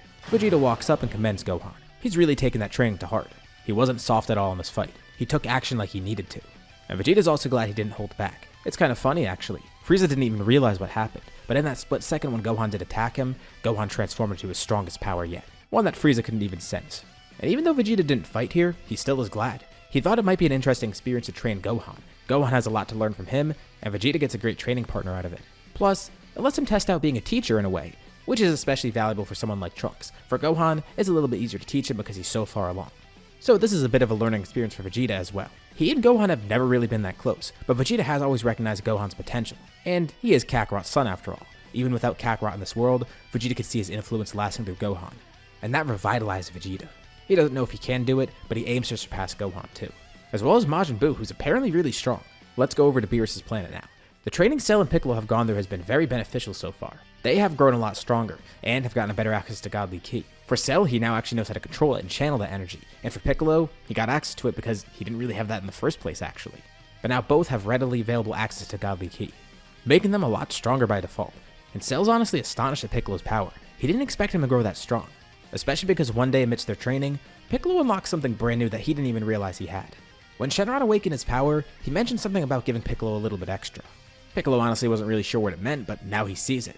He doesn't know what the catalyst for it is. Maybe it was him unlocking Godly Ki. Maybe it was something completely different, just the drive to grow stronger. Maybe it was a mix of things, but somehow he was able to unlock this brand new strength, a form beyond his normal power awakened state, where he bulks up considerably and his face also changes considerably too. But the most notable change is the fact that he turns completely orange. And Cell can't believe it. To think Piccolo access to power like this, and is now Cell's rival actually. He thought it would be Gohan all this time, but maybe Piccolo was his true rival all along. It's just as Cell expected. Keeping Earth around actually bred the strongest warriors possible. Had he just destroyed it, he wouldn't have been fighting Piccolo, he wouldn't have met Buu, and he wouldn't have Gohan around either. And Piccolo says he summoned this power specifically because he was worried about Cell, and he's glad to finally use it against him, although in a much better circumstance. He might have misjudged Cell though. Gohan was right for seeing the good in him, just as Gohan saw the good in Piccolo a while ago. And Cell comments that the two are more similar than they thought, and it's probably thanks to Goku and Gohan that they're both this way. Piccolo says he guesses so. Cell is partially him after all. No wonder they relate on a deeper level. But then Cell realizes what he just said and kinda takes it back. And a bit embarrassed, he tells Piccolo, don't assume he's some good guy now. And to change the topic quickly, he actually tries to suggest a name for Piccolo's new power. This is his orange form after all, but Piccolo hasn't named it yet. Probably for the better because Cell prefers a cooler name, while Piccolo honestly just wants something simple like orange. But it's also imbued with Piccolo's Godly Ki, because he unlocked it after accessing that. Just as he's super perfect, he thinks Piccolo should come up with a fitting name for a divine power like that. And Piccolo simply just says, why not call it Divine Piccolo? Wow, really blatant, huh? Cell expected something not as obvious, but you know what, it fits. Calling the form Divine Piccolo really gets the point across, although Cell would have preferred something cooler. He's a bit bummed out because he had a few suggestions, but Piccolo just goes with this. And Piccolo's not the only one who's unlocked a new power too. Cell of course wants to test out Piccolo's divine form, and now he has the perfect person to test his new power against. An intense fiery aura surrounds him, the same aura Gohan has when he turns Super Saiyan God, which is basically just him using Super Saiyan God. He almost went down Frieza's route instead, but decided he'd rather fuel his Saiyan side. He actually heard that Frieza returned to Earth recently, and was apparently a lot stronger, but as far as they know, he didn't really have a new form. Although it's actually because Frieza just never got the opportunity to show it off.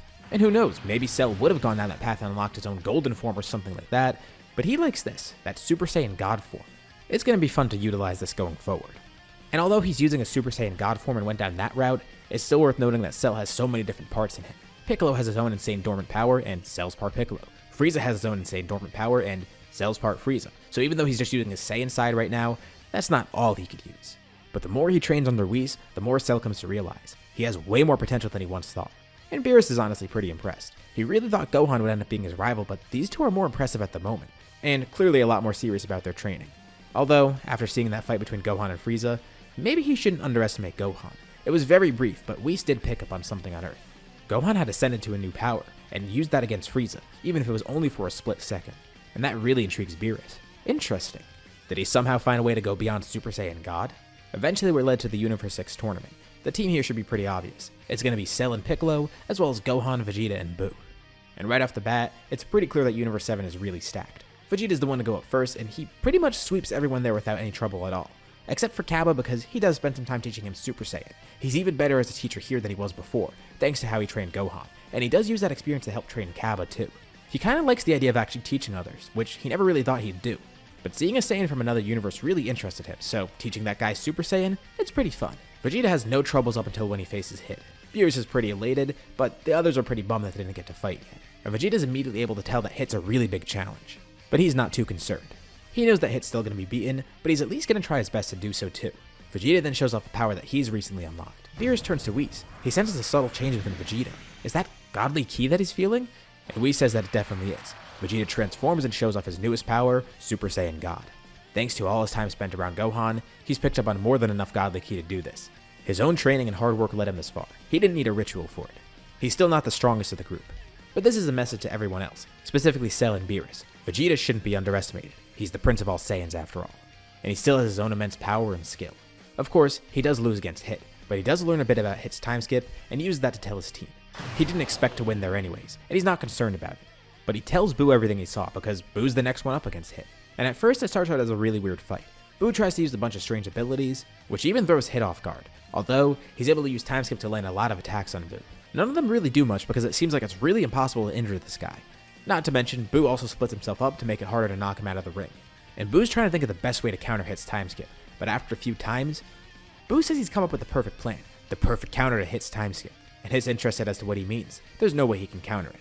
But Buu says he's pretty confident he can do so.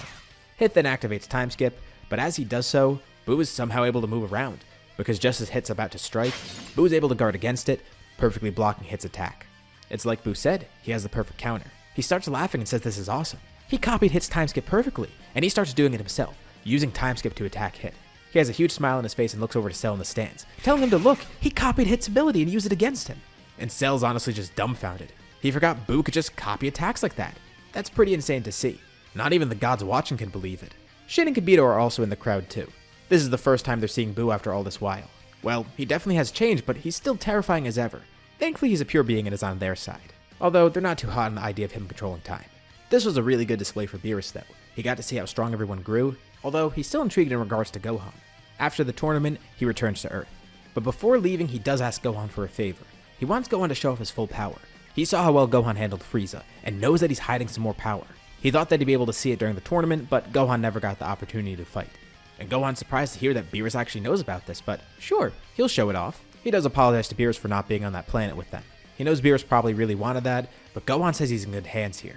Vegeta has been training him very well, and even though Vegeta doesn't have this for himself, it's thanks to Vegeta that Gohan was able to unlock this power, giving a lot of pointers to him, helping him perfect his God form and going beyond that. Gohan starts to power up, and his aura looks similar to Super Saiyan God at first, but it suddenly shifts from a reddish color to a bluish color. And with a powerful shout, Gohan's transformation completes. This is a Super Saiyan God who's gone Super Saiyan, or as he and Vegeta like to call it, Super Saiyan Blue. Beerus looks on very impressed. Well, he's gonna have to test this form for himself. Gohan and Beerus stare each other down, with Beerus ready to fight now. The two prepare for a pretty explosive duel, with Gohan eager to show off his power in Super Saiyan Blue. Of course, everyone watching is just as intrigued too. Piccolo and Vegeta as Gohan's teachers, and Cell as one of his rivals, with Buu just there to enjoy the fun. Gohan vanishes from sight, appearing right next to Beerus and attacking. Of course, Beerus isn't anywhere near his full power, but he blocks Gohan's attack and it actually does push him back a significant amount. He's using more power than in their first encounter, and he can immediately tell Gohan has grown significantly. Maybe he was fine here after all, although he does wonder how much Gohan would have grown if he did come to Beerus' planet. Gohan says there is no need. He does appreciate the offer, but Vegeta trained him well enough here. Plus, there's all the years of training that he's had with Piccolo, and most importantly, Goku. He's had some great teachers and a lot of great experience. Plus, he had a pretty great sparring partner with Buu. Now, as you'd probably expect, Gohan's not going to end up winning this fight against Beerus. But Beerus notes that his growth is immense. Cell and Piccolo could easily tell too. They didn't realize he grew this fast. Had he been on Beerus' planet, he probably would have been the strongest thing around. But here, even with just some normal earthly training for Vegeta, he's closer to their level. Not at their strength, but still close. He's keeping up pretty well. And Cell is still intrigued to see what he's capable of. He's not too practiced with his own godly powers, nor is Gohan. He will fight Gohan again, but once they're both at their peak. He even almost tries to fight now, but it wouldn't be too fair. There is one thing that does come of this though. While Gohan won't go to Beerus' planet, someone else does. Beerus is pretty impressed to see that Vegeta became a Super Saiyan God, and invites him to train there. Of course, he's gonna go. And it's not like he's just leaving Gohan because Gohan has Buu to train with here. Vegeta already helped him unlock Super Saiyan Blue, and now Vegeta wants to get it for himself. Piccolo actually decides he's gonna stay here for a bit though. Now that he's far beyond his previous state, he could take the mantle of teaching Gohan again. He says Vegeta might have taught Gohan well, but he gave Gohan his first rigorous training after all, remembering back to when he kidnapped Gohan. Now that Gohan can withstand a lot more, Piccolo's ready for some more intense training. Some time goes by. One day at Capsule Corp, some familiar device shows up out of nowhere. It's a time machine, and there's a familiar face in it. It's Trunks. Bulma first calls Gohan and Piccolo over. Vegeta's still gone with Cell on Beerus' planet, but Buu comes over alongside them too and says that he's got this, closing his eyes and then disappearing, teleporting over to Beerus' planet, and then coming back with pretty much everyone that was on there, including Beerus and Whis themselves. And Gohan's a little bit unsure about Cell being here. He doesn't necessarily know how Trunks will react, but Cell says it's gonna be fine. And just like they expected, once Trunks regains consciousness, the first thing he does is attack Cell in a blind rage. How is he back? And Cell effortlessly blocks all the attacks. And Trunks isn't even holding back at all. He assumes something terrible happened to this timeline. Another Cell might have showed up. He doesn't even know what to think. His thoughts are rushing through his mind. But Cell teleports out of the way, and Trunks gets a moment to look around. He sees that he's definitely at Capsule Corp. Everything isn't destroyed. And there's all these different people here. It's everyone he expected. Gohan, Piccolo, Vegeta, Bulma, and some large pink dude, and a large purple cat. Trunks asks what's going on here. Is this the timeline that he was at before? It should be, but why is there a Cell here? And then Bulma tries to calm him down, saying it's kind of a long story, with Vegeta scolding Cell because he knew this would be trouble too. Bulma catches him up to speed, and Trunks does have some mixed feelings about Cell being here. Apparently he's not bad anymore. He's not necessarily a great guy, but he's definitely an ally by this point. But he still can't believe that, and Cell says it's kind of fair. He did kill Trunks after all, and was responsible for Goku's death too. And apparently the other androids are alive as well. They haven't seen 17 in a while, but they know for a fact that 18's good by now. She's married to Krillin, and funny enough, she does have the same view on Cell as Trunks does. Well, that's kind of a big shock to him, but he also just can't trust anything that he's seen anymore. Even if they say Cell isn't a threat, he still doesn't believe that. Not just because it's Cell, but because of the reason he's here too. And he explains it to everyone. In the future, he was fighting a foe that looked just like Vegeta. He's relieved to see the normal Vegeta here, the same one that he saw before in the Cell Saga. But there was another one attacking his timeline. He looked like Vegeta, but he had completely different clothes than normal. He didn't act like normal at all, and his ki, he didn't feel Vegeta's ki coming from him. At first, he didn't believe what he was seeing, but now he realized that it's definitely some sort of imposter. It's not the real Vegeta. But still, seeing the face of his father causing all these atrocities, Trunks doesn't know what to think. And this kind of pisses Vegeta off too. Someone's going around impersonating him? He'd like to kill that guy himself. So why is there Vegeta Black in this scenario? Well, I'll explain a bit here. Zamasu of course did see the tournament in GodTube. And he already had a disdain for mortals, especially because they were messing with time. And everything about this tournament pissed him off. Unlike with Goku Black in the main story, he didn't meet Vegeta here, but he didn't need that to send him off the deep end. The tournament itself was enough. From what he saw about Buu, he's apparently some pure evil being that they were using. He doesn't know his role in the group, but he knows that the mortals are using him somehow. And from what he's heard, he goes around causing destruction everywhere he goes. Obviously not knowing about how Buu is now. And Buu had specifically acted against the Kais in this universe before. Why are those Kais standing for keeping him around in the first place? He represents a failure of gods and mortals, but doesn't seem useful in Zamasu's plan. And then he saw Cell, another example of mortals playing God, creating their own life forms somehow. And not just that, but he's an anomaly. He's from another timeline. He shouldn't be here in general. Artificial or not, he doesn't belong in this timeline. But the thing that set him off most was Vegeta, using the Super Saiyan God form. And as he got some research done with Zuno, he figured out some more interesting things. Apparently the person who time traveled in the first place in Universe 7 was Vegeta's son. The person who created the time machine, his wife. The same time machine that Cell also used. It all leads back to him, and that infuriates Zamasu. And for that reason, he takes Vegeta's body. And that leads us to where we are now, as Vegeta Black shows up in this timeline. He's about to make some grandiose speech, but as soon as he shows up, Trunks confirms that that's the same Vegeta attacking his timeline. And without hesitation, Vegeta immediately flies up, transforming into Super Saiyan Blue midway. At first, he has the intent of killing Vegeta Black, but he actually restrains himself at the last moment. They gotta find out who this guy is before he kills him. And why specifically he was attacking Trunks' timeline, that could be a threat here too, just like the android and Cell were. Vegeta Black can't do anything against Vegeta's attacks. But he likes this, fighting Vegeta at his peak. That's a new form. He didn't see that during the tournament. And he knows he can grow a lot stronger from this too. And while he can't fight back, he does see the time machine and tries to destroy it, but it's not so easy this time. Cell's able to appear in front of it immediately, completely disintegrating the attack. Vegeta continuously beats on him, trying to get some more info out, but before he can do anything else, Vegeta Black is pulled back into the future timeline by a portal. This is great timing. He'll just be healed by Zamasu and grow even stronger. And as he arrives in the timeline, he thinks to himself, did he misjudge by stealing Vegeta's body? Of course, he stole it for symbolic reasons. And Vegeta is strong too, but he saw how strong everyone else was here. He still knows nothing about Gohan because he didn't see him perform in the tournament, and he doesn't know how strong Cell is. But that Buu guy seemed pretty powerful. The thought of swapping bodies with Buu disgusted Zamasu though. Buu is literally just pure evil incarnate. So while he's strong, Zamasu can't get with the idea of taking that body. But was Vegeta the right call? He still couldn't fight against the normal Vegeta. No, it wasn't the wrong call. He'll grow stronger. That fight will make him grow more powerful. And he regroups with Zamasu, who's also a little bit confused about what happened there. But he says this is good. He heals Vegeta Black, who grows a lot stronger thanks to the boost in power. It also feels like he might have unlocked the secret to gaining a new level of strength. He wonders if he could use that red-haired or blue-haired form. In the main timeline, Bulma's refueling the time machine. But here, Vegeta Black's been trying to tap into some new power. They make no moves for the next day or so, but Vegeta Black feels like he's finally gotten it. Seeing Vegeta once and fighting him, it helped him unlock this new strength, and he decides he's going to try and test it out, summoning all of his anger and his power. And Zamasu watches on, impressed as he's surrounded by a pinkish aura. They're so distracted by this that they don't even notice. A time machine has showed up nearby, but there's only one person on it. It's just Majin Buu. And right off the bat, he can sense Vegeta Black's power, feeling godly ki now. Quickly he teleports over to where they are, and what he sees shocks him. He sees what looks like another Supreme Kai there. And Vegeta Black's there with a new pink-haired form, having only just powered up into it for the first time. And he can sense that the two of them have very similar energies. Not just because it's godly ki, but because they just feel like the same person almost. He can't explain it.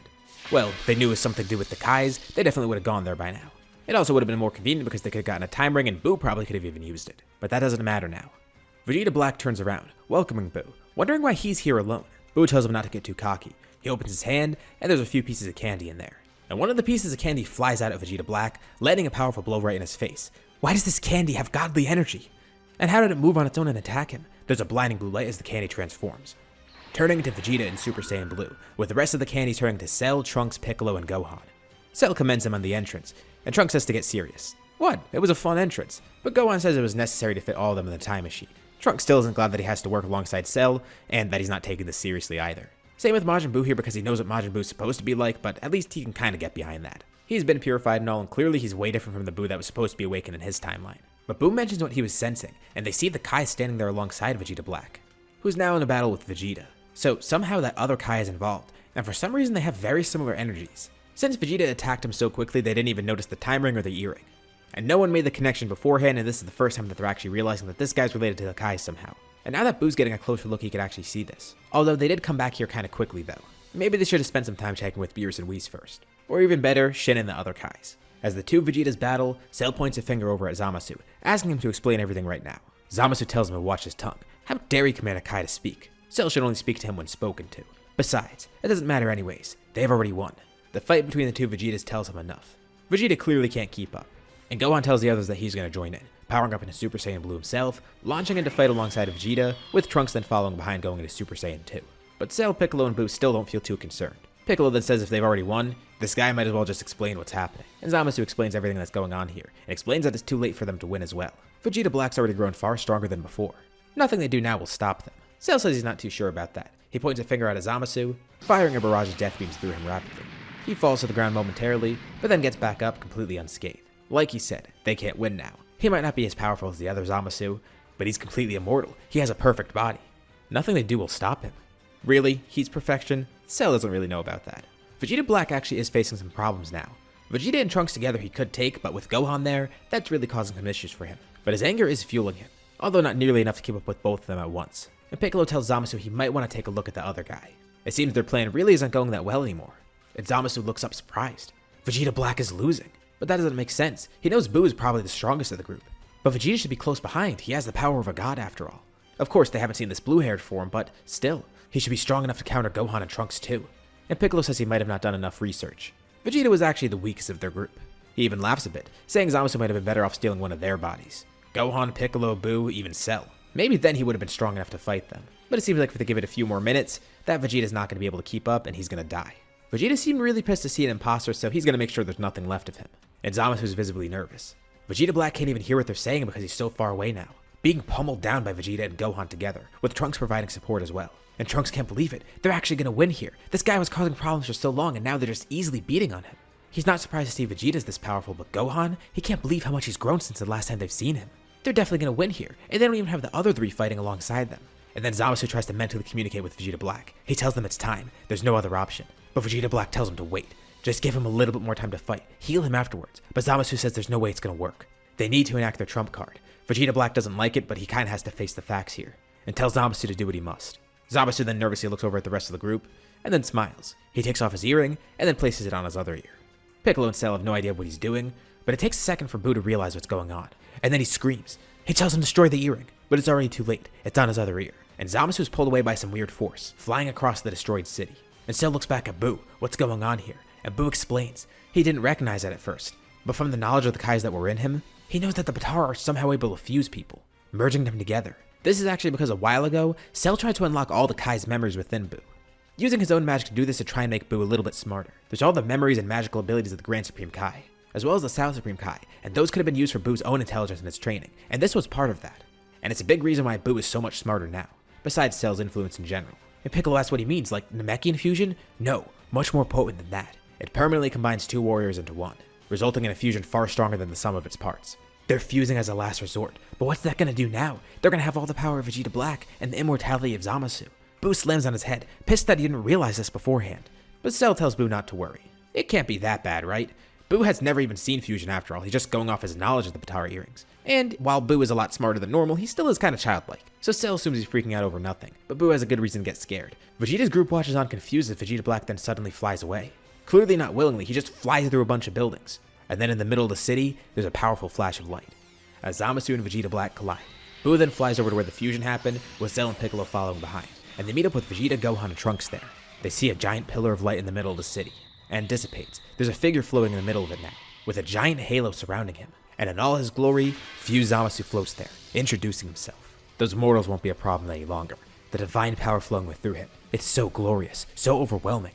And on top of that, he has the immortality of Zamasu, the one from this timeline. He can't believe that he became even more perfect than before, and introduces himself as the true Zamasu. The others look on a bit confused, with Buu looking on in terror, and Cell looking on with a smile. Really? He's perfect? He doesn't think so. And Cell says even if they fused, it's still not going to be enough. They have a pretty large group here, and they're all pretty powerful. A team-up might work to hold Zamasu off, and they'll figure out a way to defeat him. He says first he'll start off by fighting alone, while they think of some sort of plan. This should be fun for him too, because it's going to be the first time that he can fight alone with his newest power. Trunks says he's insane, and Buu actually agrees, although Trunks thinks it's because Cell might be plotting something, but Cell tells Trunks not to worry. Besides, if Trunks thinks he's plotting something, then he could think that. He doesn't need to prove himself to Trunks, but this fight against Zamasu will be more than enough evidence for that. And it'll show Trunks that he doesn't have to worry about Cell anymore. He is just here for a great battle after all. He's not going to team up with Zamasu or anything, especially because he's claiming he's perfect. Cell's not going to take that. And right before he steps up, he turns back to Trunks. If he did truly want to kill Trunks again, it would have been done already. Although he apologizes for how he did it before.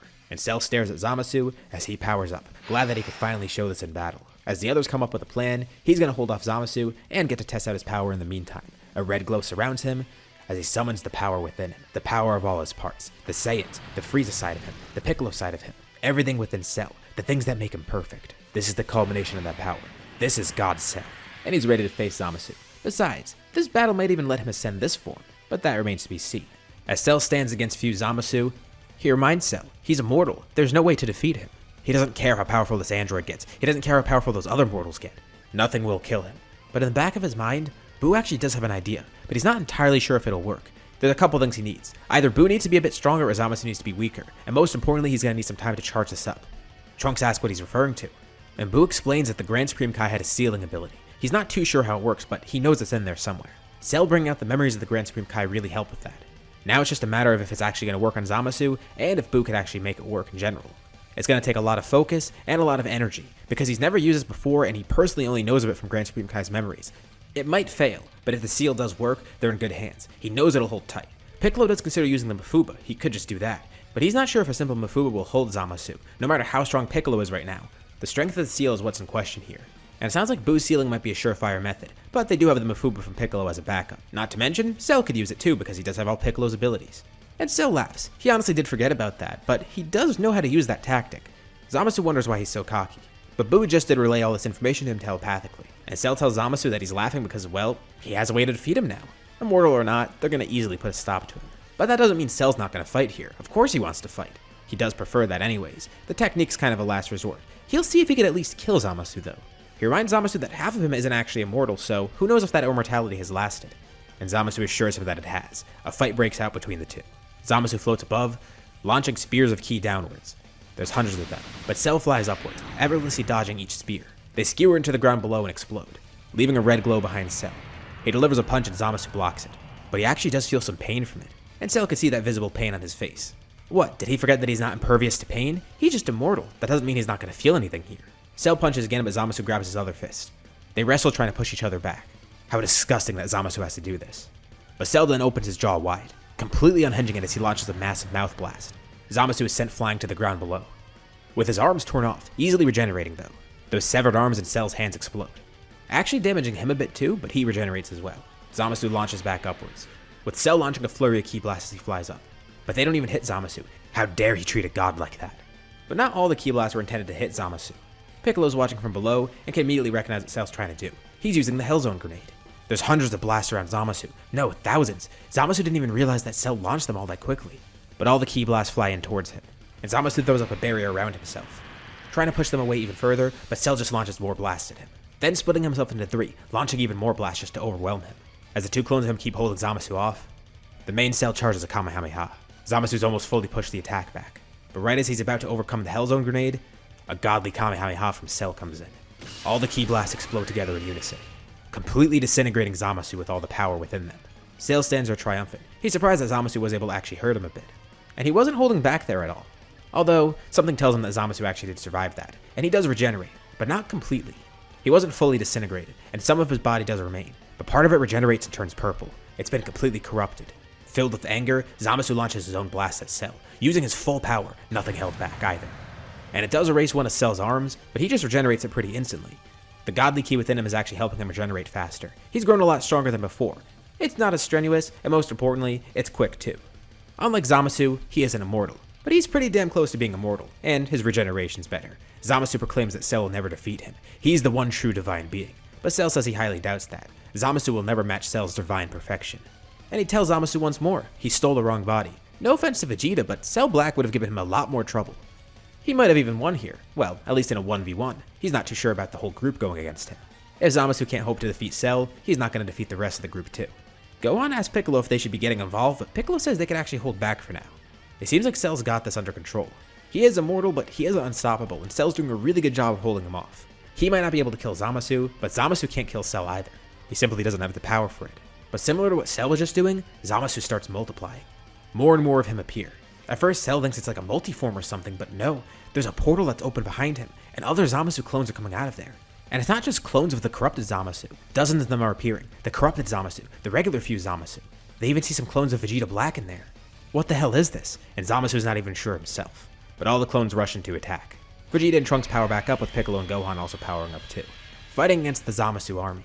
And Trunks can't believe he's defending Buu now. Before, he was trying his best to work against him, trying to prevent him from being revived, but now he's here, and he's a good guy. And funny enough, he's actually good due to Cell. He even asked Vegeta about it, and Vegeta confirms it all. He was pure evil before, but somehow, Cell overcame that, completely removing the evil from him. It's interesting how all these people from the past timeline have changed. He even noticed that Vegeta's changed a bit as well, but Vegeta gets embarrassed and tells Trunks to just focus on the fight for now. Oh yeah, right. Trunks laughs it off, not as concerned now. He has a good crew with him, and they should be able to defeat Zamasu. They hold off the army of all the clones. Cell even creates some Cell Juniors to help. This guy's annoying to fight, but they will win. Zamasu can't believe everything that's going on. His body's partially destroyed. He tries to regenerate it, but nothing works. And he's losing to this crew of mortals. These mortals trying to play God. That abomination Cell.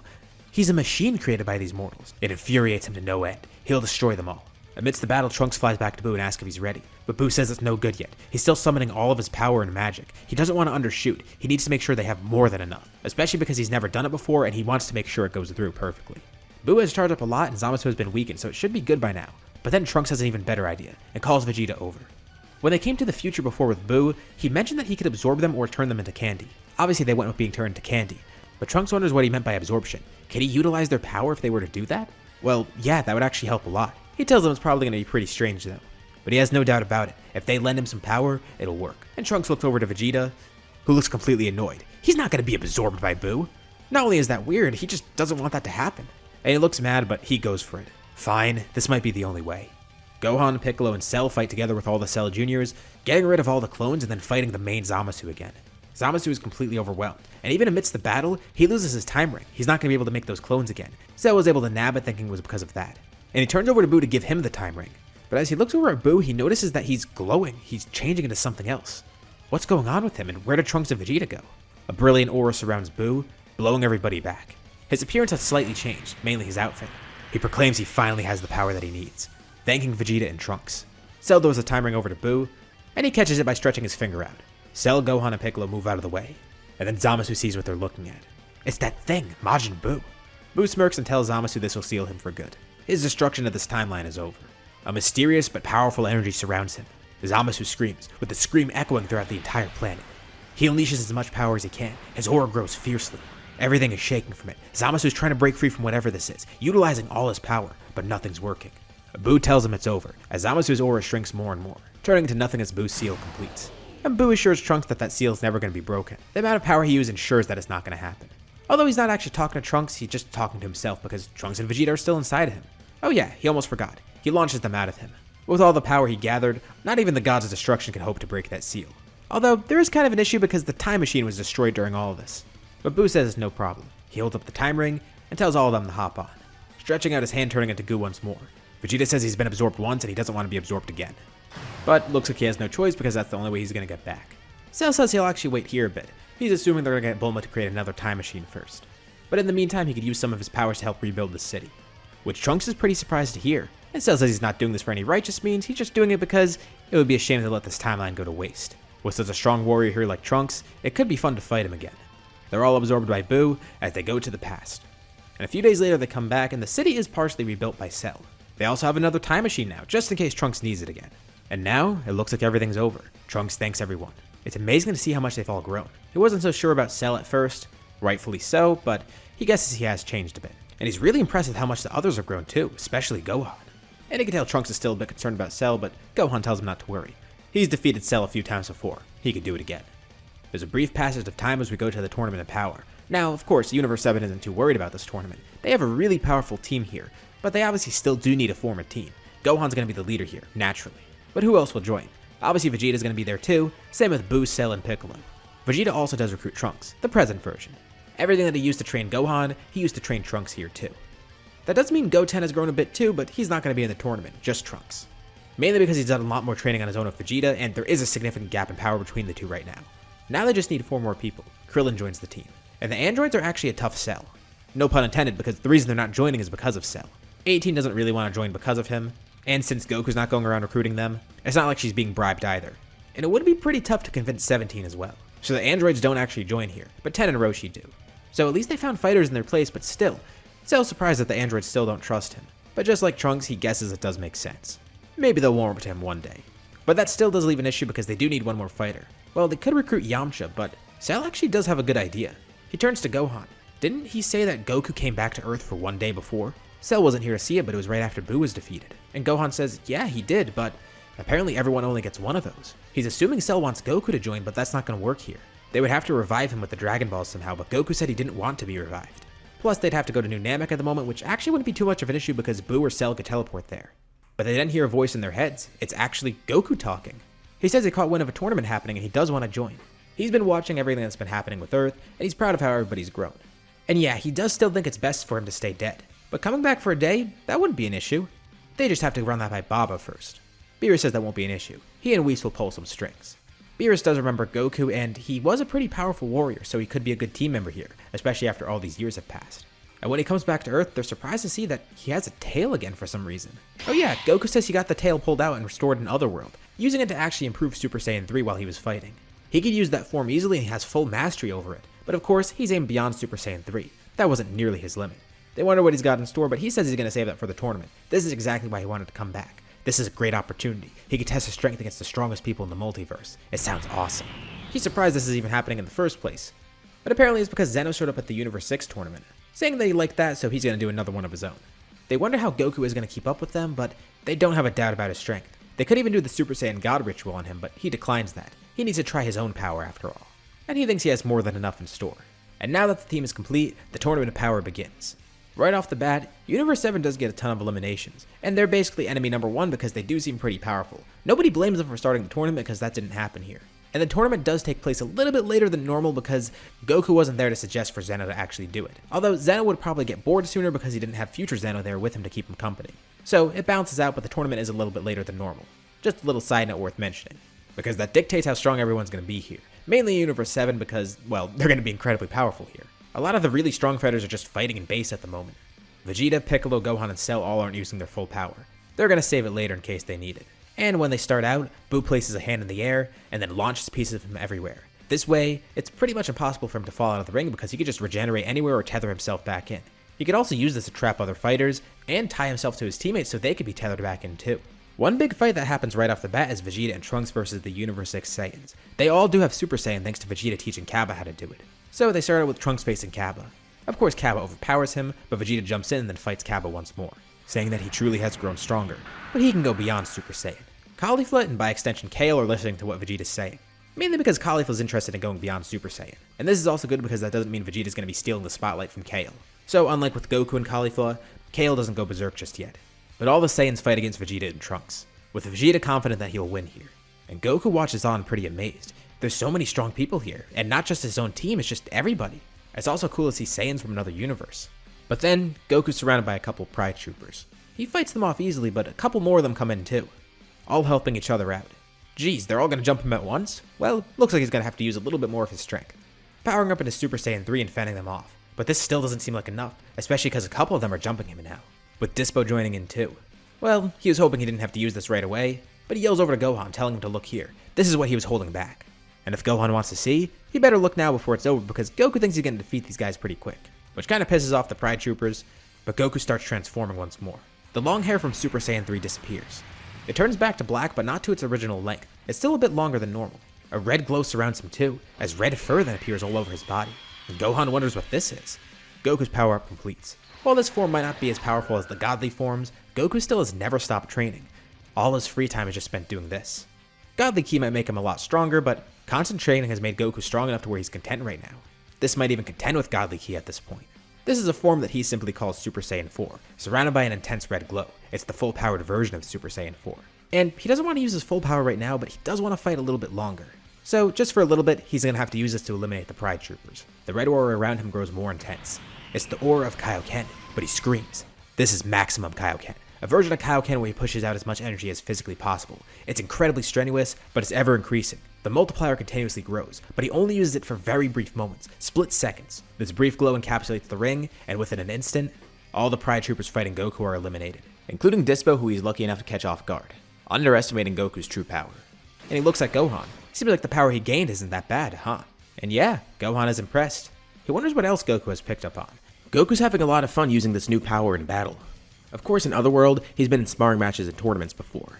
But there's even stronger warriors in the living world from other universes, which gives him an opportunity to use his full power here. Gohan goes into Super Saiyan God for the moment, still trying to conserve his energy. But as for Goku, he tries to utilize Max Kaioken in small burst. And even without Godly Ki, this means that Goku's going to have a huge advantage in power against some fighters. Of course, this isn't going to put him close to the likes of Jiren or someone like that, but he can actually surpass a lot of fighters here with this. Although it's not like he can use Max Kaioken forever, basically only using it the moment where he attacks. And he's surprised that Gohan's holding back so much. Is he really that confident in his power? And Gohan says it's not that. It's that he wants to save his power just in case. He doesn't know what they'll be up against towards the end. But whatever it is, he needs to make sure he has enough energy for it. Across the ring, Topo is facing off against Piccolo, using only his power awakened state and holding him off pretty well. Topo might not even activate his God of Destruction mode, and even if he did, Piccolo still has his Divine Orange form in store. So either way, he's confident that he'll win here. With the rest of the Pride Troopers pretty much gone, and Toppo busy with Piccolo, that leaves Jiren alone. Cell decides he's going to be the one to face him, telling Goku and Gohan this before going in. And even though he's just been sitting there this entire time, Goku can tell that Jiren's power is pretty intense. Asking if Cell's really sure about this. Goku would love to fight Jiren himself, of course, but he doesn't want to be too hasty. He'd rather fight other people that he knows he could probably fight well, rather than getting knocked out quickly by Jiren. And if the time comes where he can fight him, he will, but Cell's going to take that up first. He tells Goku to not be concerned. Maybe he hasn't seen the full extent of Cell's power, but this will be a good showcase for Goku. Cell simply walks up to Jiren. Other fighters try to attack him as he's walking, but Cell effortlessly swats them away, without even looking. And just to make it so no one truly distracts him, he spawns 2 Cell Juniors, keeping away any fighters as Cell gets closer to Jiren. The two stare each other down. Cell's heard that another universe might have a warrior stronger than its god of destruction, assuming that it's this Jiren guy. That should make him a good challenge, because Cell lets him in on a little secret. He's probably the same way as well. Jiren's stoic at first, but Cell begins powering up, and Jiren could feel his immense power. Surprisingly enough for the rest of the Universe 11, they see as Jiren takes a battle stance against Cell. It looks like he's actually going to take this seriously. The two then vanish from sight, engaging in a powerful battle that takes them across the entire ring. At first, Cell has the upper hand, but Jiren starts showing more and more strength. And surprisingly enough, Jiren is even forced to go into his full power. He didn't expect to do this at all, especially not this quickly. But surely his full power will be enough to defeat this guy. He commends him for his power, but he tells Cell that it's the end of the line for him. The fact that he's even seeing Jiren's full strength should be a testament to how great of a warrior he is. And Cell says he might as well repay the favor. He should show his full power too. Which surprises Jiren. That wasn't his full strength?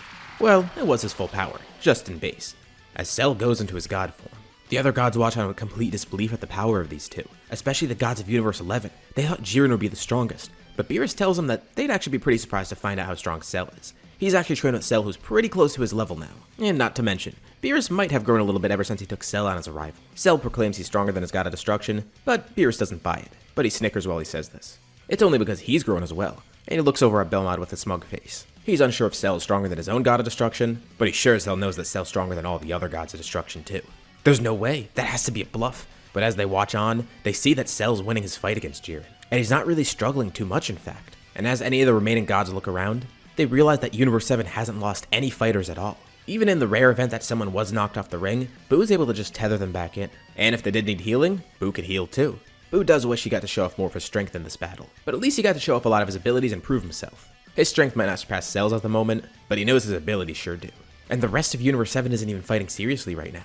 Gohan hasn't even gotten close to showing off his full strength. Same for Buu, Piccolo, and Vegeta. And Goku, a mortal that doesn't even have godly ki. He's able to keep up still. Jiren and Cell stand on 2 pillars in the middle of the tournament. With all their speed and might, they then rocket off these pillars and launch right towards each other. Jiren goes for a punch, Cell goes for a kick. Cell's leg connects with Jiren's face, but then Jiren feels 2 punches from below him. Right underneath where they connected, the Cell Juniors came up too. Jiren's attack can't even connect with Cell, but Jiren got hit 3 times at once. Cell then spins around midair, kicking Jiren down into the ground below. He and the Cell Juniors land, and tells Goku to watch this. He's gonna actually copy something that he saw Gohan do once. Or, assumes he did, he didn't really see what was going on. He and the Cell Juniors stand together preparing a Kamehameha. A perfect father-son Kamehameha, if you will. They each launch their beams, hitting Jiren and knocking him clean out of the ring. And with this, Universe 7 wins the tournament, with Buu actually being the MVP for the team because he was such a valuable support. The question is, what would he wish for? Well, I think he might make the wish to restore all the other universes. Not just because Buu is a pure good person here, but because he also realized that it'll be a great way to test his strength in the future. He didn't get to fight much here, and if there's ever another tournament, or just any opportunity to fight someone from other universes, this will be the way to do it. So by restoring all the universes, he could at least show off his strength one day. But also, this is the right thing to do. They get back to Universe 7, and Cell asks Gohan something. He knows Gohan was holding back that entire time. But by how much? He actually hasn't gotten to see Gohan's full power in a while. He's seen what Buu's capable of. He's seen what Vegeta's capable of. He's seen what Piccolo's capable of. But he feels like he's lost focus on Gohan. And Gohan admits he was holding back a pretty good amount.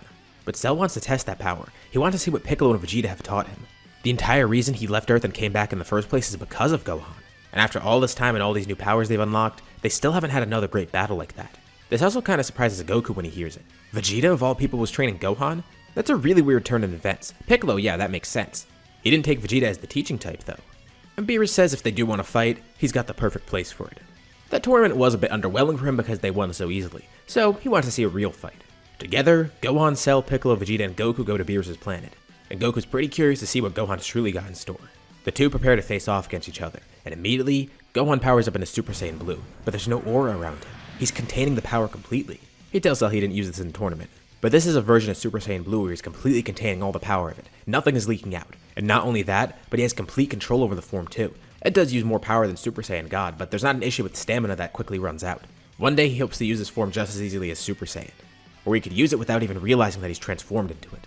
But he does tell Cell though, this isn't his limit either. This is just a starting point, a thing that Cell hasn't seen yet.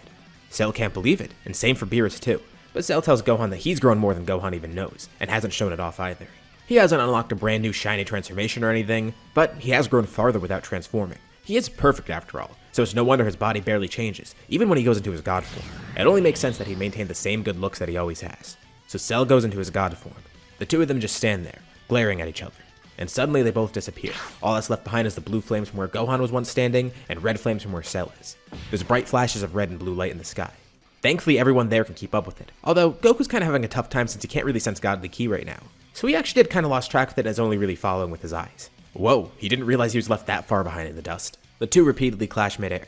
And Cell reminds Gohan too, he's not just strong in terms of raw strength. He has more abilities that Gohan doesn't even know about. He has access to magic too.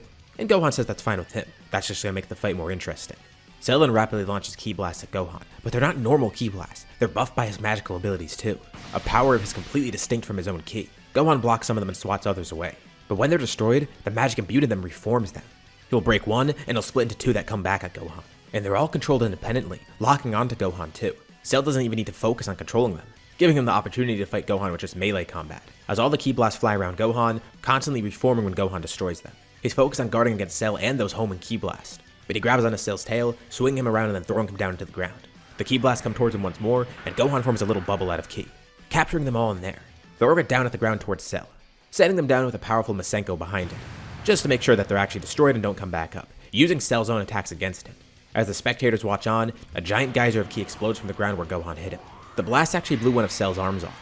Not a problem though, he simply grabs onto the arm, throwing it up at Gohan, with the arm then stretching out and then wrapping itself around Gohan too. Cell then regenerates it, and then using all his magical power, tries to paralyze Gohan midair, being restrained physically and by that magic. He tells Gohan if he truly is holding anything else back, he should break it out now. Otherwise, this battle ends here. At first it seems like it would be easy for Gohan to break out of this, but Cell then suddenly starts getting surrounded by a weird ki. His restraints on Gohan grow stronger and stronger. Cell's tail retracts. It looks like he's going into his normal perfect form, as his red color changes too. And Cell seems a lot calmer. He says this is a power that he hasn't really gotten to use yet. Beerus, Vegeta, and Piccolo have seen it, and Beerus can't wait to see Cell using this in a battle. Cell hasn't physically changed at all, but there's a different look in his eyes, and a different aura surrounding him. Goku asks what power he's using, and Piccolo says he's utilizing Ultra Instinct, a power that lets the body be controlled independently from the mind. This is Omen though, but still, he does get a boost in power from it. But most importantly, he basically can dodge any attack that comes towards him. Although, it looks like he's not going to have to dodge anything in general. This fight might be over. Cell charges a Kamehameha, and tells Goku to watch this, using instant transmission to appear directly behind Gohan, launching the blast point blank, using Goku's move against his own son. And Cell looks very confident at first as he fires the blast, but his face then contorts into something else. He looks a little concerned. As the blast dissipates, there's no trace of Gohan left. Did he just destroy Gohan completely? Is that why he made that face? But no, that's not the reason. It's because at the very last second, he felt a very intense ki from Gohan. Not the same as Super Saiyan Blue, something completely different. The entire planet starts rumbling. Whis looks into his staff. On one of the moons surrounding the planet, there's a large pillar of ki that appears, and it can even be seen from the main part. The ki then ominously extends out towards the planet, forming into a straight line. A massive shockwave follows behind it, with a cloud of dust as well. Goku's eyes widen. He can actually sense Gohan now. Is he not using a godly power anymore? And Vegeta says he is. He can feel godly ki within there, but his form is something different. It's not a pure god form. As the cloud of dust and the aura clears, they see the silhouette of Gohan standing there, but his hair is much longer. And they hear Gohan talking to Cell in a much deeper voice. He can feel a symphony of keys within Cell. He's using every little bit of power inside of him to do this. He's not just using Ultra Instinct, he's summoning the power and potential of everybody that's within him. And Gohan says he wonders how strong Cell would be if he had this power. They can now see Gohan clearly. His hair's longer and has become silver. His eyes have turned red too. This is one of his newest powers, his beast form, imbued with some godly ki as well. Gohan does hope that one day, he could figure out how to combine this power with Super Saiyan Blue or something. But for now, this should be good enough to give Cell a good fight. Gohan throws a punch at Cell, and he dodges it at first, but it's a fake out. Gohan instantaneously moves to his side, delivering a kick. Cell dodges that, and every time Gohan launches an attack, he rapidly moves to another side of Cell, speeding up with each one that he delivers. And eventually Cell doesn't dodge anymore. He's hit by one attack, then two, then dozens, then hundreds all at once. Gohan is moving so rapidly around Cell that the ground is being torn up below them. Cell takes hits from every angle, and then tries to charge up some power as he explodes all his ki around him, in an attempt to knock Gohan back, but he's completely unfazed. Cell's then hit by a powerful gut punch, with ki exploding out of his back as it hits him. He stumbles there for a moment. What is this strength? And everyone else is just as confused too. And Gohan thanks Cell as he fights. Had it not been for him, he wouldn't have ever seen this power. Who knows what would have happened if Cell actually died back then? Well, we know, but they don't. This anger has always been within him, and now he's channeled it into an actual transformation. Gohan lands his final attack on Cell, knocking the bio-android out. And he de-transforms, catching Cell as he falls to the ground. That was a fun battle, a great way to test his new strength. But he can tell that Cell still hasn't gotten a control on that Ultra Instinct thing yet. But once he's fully completed it, he'd like to see that, and might be able to beat him in battle. At least at his current strength. Beerus is intrigued to see how far Ultra Instinct will go for Cell, as are the others. Vegeta honestly isn't too interested in it, and has been focused on improving Super Saiyan Blue anyways. Basically like Gohan has. As for Piccolo though, he has been working towards it, but he and Cell haven't perfected it yet. Piccolo also admits that he has limited access to it too. Actually, he even has a better control on it than Cell does, thanks to having the better mindset for it. But Cell does have a little bit more raw power than him. And this is all blowing Goku's mind. He can't believe that they've grown this much. It's even worse that he can't even sense how strong they are. He can only see it and just feel the pressure from their ki. This is all making his head spin. He does love the powers that he's gotten in Otherworld. Full power Super Saiyan 4 is a huge boost in strength, but he does wonder where godly ki can take him. And Cell wakes up. Even after all this time with all these power boosts, he's still lost to Gohan again. He's amazed. But it looks like the two are going down different paths. Once Cell unlocks the full version of Ultra Instinct, maybe he'll be able to defeat Gohan. But this just proves that he shouldn't have lost focus on Gohan, and he congratulates him. Once again, Gohan bested him. But he promises Gohan, next time, he'll win. Even if Gohan does find a way to combine Blue and Beast like he said, Cell will find a way to win. Oh yeah, Beerus almost forgot. Whis then walks up towards Goku, and then taps his staff on his head, as Goku's halo disappears. Wait, he's alive again? Well yeah, Beerus considers that a thanks for him being in the tournament. And besides, he saw how strong Goku was without any sort of access to godly ki. That Super Saiyan 4 power that he was using was very unique. He could tell Goku's clearly a great martial artist, not just from his performance, but because he's heard things too. And he's seen how strong his son is as well. But he tells Goku this revival has one condition. He has to train here on his planet for godly ki. He already does have some great rivals here, but he wouldn't mind another Saiyan, especially with how strong Goku is. He thinks he might be able to access something unique later on. Although, it might take a while since Goku is a little bit far behind, at least in terms of godly training. But once he does get godly ki, who knows how strong he could be. He's already strong by default. And he does show a lot of promise. Well yeah, of course he's gonna accept that. Although it is kind of strange for Goku because he didn't necessarily want to be revived, which is the whole reason he's still dead in the first place. But Beerus is the one who revived him and he can't really turn that down. He might as well enjoy it, especially because he's gonna get stronger from it. He's gonna start training immediately. Buu resides on Earth, still not allowed on Beerus' planet. Beerus still doesn't really want him there because he knows Buu is an agent of evil, and he's still worried about Buu hogging all the food. This kinda does bum him out, but hey, at least he has Gohan here for company. And apparently, the Galactic Patrol, because now they come to Earth for some reason. They look specifically for Majin Buu, and he's encountered by a weird patrolman named Maris. They need him to help against an escape threat, a magician named Moro. He escaped from the Galactic Patrol prison, and they have no way to stop him. They need the power of the Grand Supreme Kai to do that. Moro? Oh yeah, Buu actually does remember that dude. Which surprises Maris. How does he remember? Well, he has the memories of the Grand Supreme Kai in him too, plus all of his abilities. And Buu thanks Maris for warning him. He then starts focusing, not looking for any normal ki, but instead looking for one imbued with magic. And it's not hard to find because there's not many strong magic users out there. And Moro's ki is actually pretty strong too. And looking for the combination of both, he actually finds Moro pretty easily, and tells Maris to hang on 1 second. Then vanishing as he teleports away. As Moro floats through space, someone then appears on his ship. His jaw drops to the ground. He can't even let out any words. Because the second Buu appears there, he waves at Moro, then charging a bunch of ki. In a desperate attempt to win, Moro grabs on a cranberry and tries to steal all of his power, but that's not going to do anything. The ship explodes, leaving a brilliant glow out in space as Buu floats there. Yep, that should have done the job. He teleports back to Earth and lets Maris know. They won't need to worry about Moro anymore, and he gives a thumbs up to the patrolman, with Maris left a little flabbergasted, but he says thank you. That was a lot easier than he expected. So the Moro arc is avoided. Broly and Granola probably wouldn't happen either. Without Frieza, it's kind of hard for Broly to get involved in the story, and there's not really a reason for it either. So he's never found on Vampa. This also applies to Granola because without Frieza, that makes the arc a lot less likely. And if Granola still did end up making the wish for some reason, or the heaters for that matter, the wish to become the strongest simply wouldn't work. There's no way for them to surpass our cast now, specifically Piccolo, Cell, and of course Gohan. If either Granola or Gas did make the wish, they would simply die from just using all their life force for it. At best, maybe they'd survive a few days. But that's how strong everyone here is. The wish isn't even really possible. And it's not even really that likely to happen either, so that arc is pretty much avoided too. But there is one pretty big arc left, one tying in directly with Cell. Red Pharmaceuticals has been scheming for a while, and they have the perfect scapegoat to get Dr. Hedo to work for them. Cell has laid low for a while, And of course the Red Ribbon Army would have data on him too. So while no one knows he's around at the moment, the Red Ribbon Army does, and they want to retrieve him. He's a rogue android. They don't know how he even came here because Cell in this timeline should have been destroyed. But from what they can gather, Capsule Corp and friends have a bunch of aliens working for them, and they might even have time travelers. That could explain why Cell is here. But most importantly, they know Cell is a villain. There's also Majin Buu there, plus all the other supposed aliens. Using this convinces Dr. Hedo to work for them, especially because Cell is someone that they actually know about. They know for a fact that he is evil. And with this proof, it's pretty easy to manipulate Hedo into believing them, although Magenta has ulterior motives. One day Buu's just chilling out. Still, he's not allowed on Beerus' planet. One day he'll get there though. I mean, he could just teleport there, but he doesn't want to piss Beerus off. It's not really a good idea to piss off the guy that could just erase people. But he can enjoy some peace on Earth.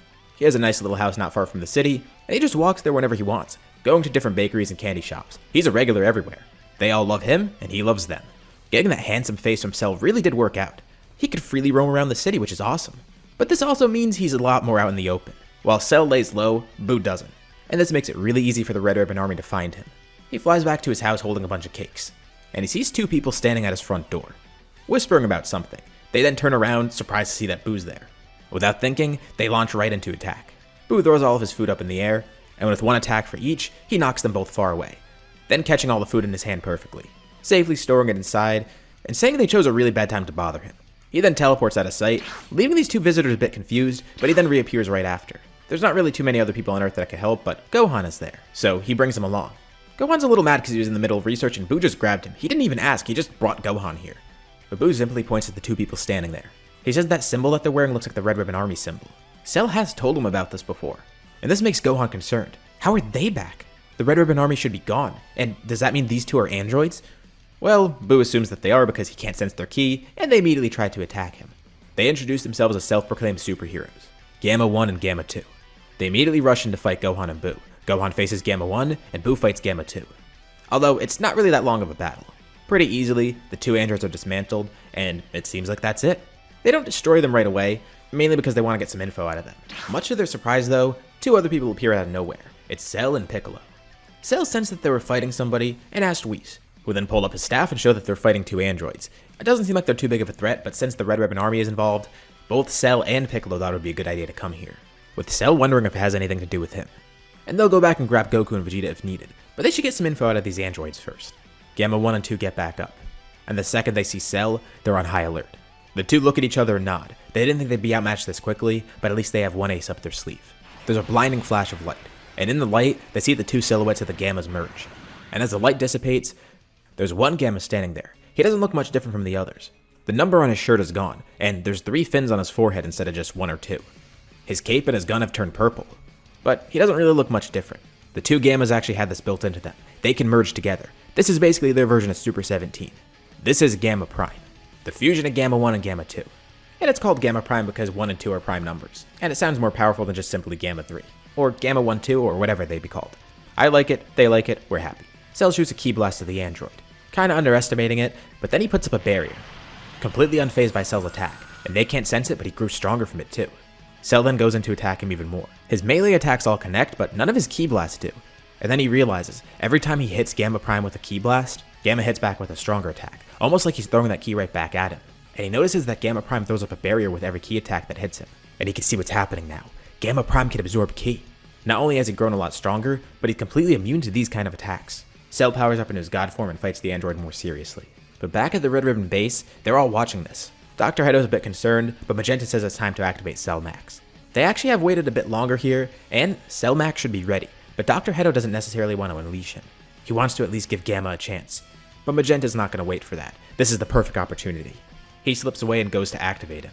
And while Dr. Hedo was working on his development, Magenta had some scientists that he worked with too.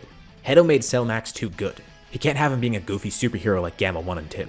So to assure that that wouldn't happen, some of his scientists got to work, programming Cell Max so he'd be the ultimate killing machine. And he activates the android. The base starts rumbling.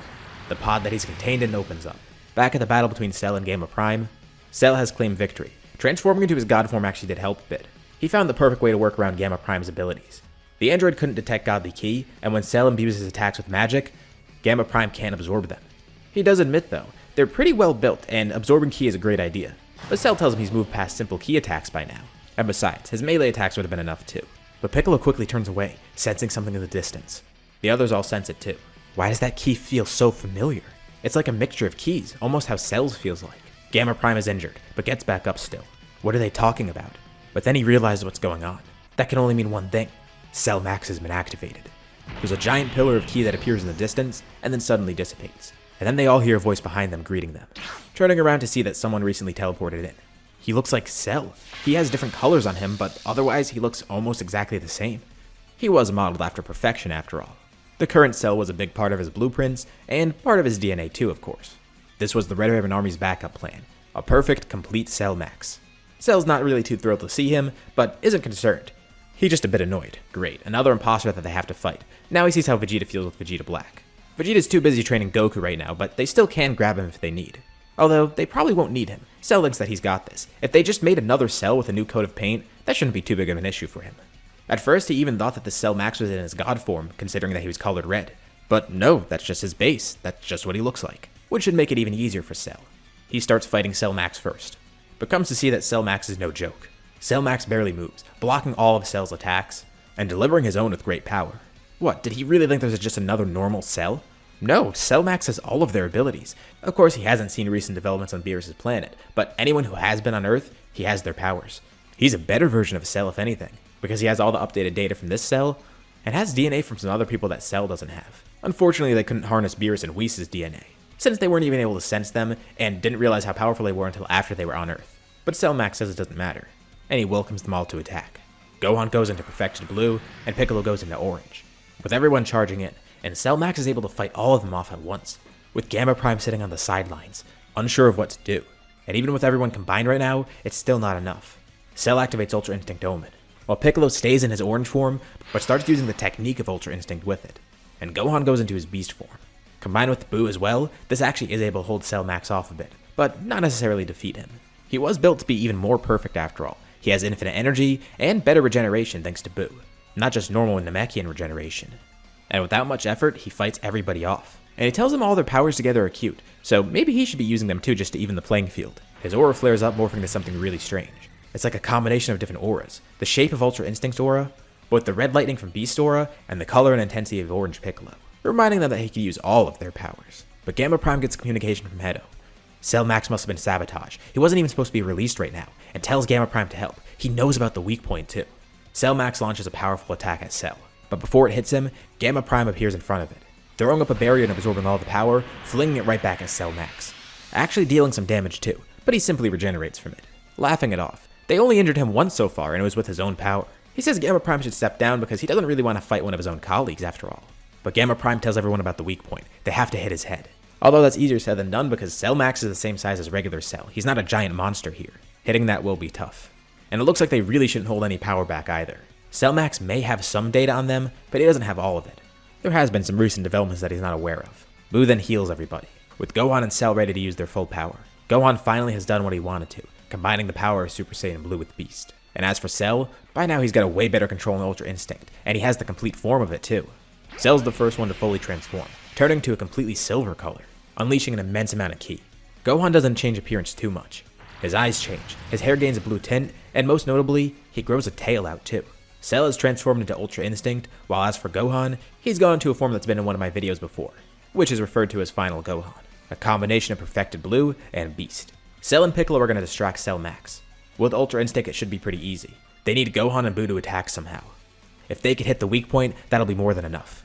Buu then stretches out, launching high up into the air, and then coming back down to the ground, wrapping himself around Cell Max like a coil. Cell Max is trying to attack Piccolo and Cell, but they're able to actually dodge pretty efficiently. More so for Cell. And once he sees Buu wrapped around him, Cell tries to utilize all his magic to hold him even tighter, while Piccolo grows both of his arms to a massive size, crushing Cell Max in his hands. And not too far across the battlefield, Gohan stands there with Gamma Prime.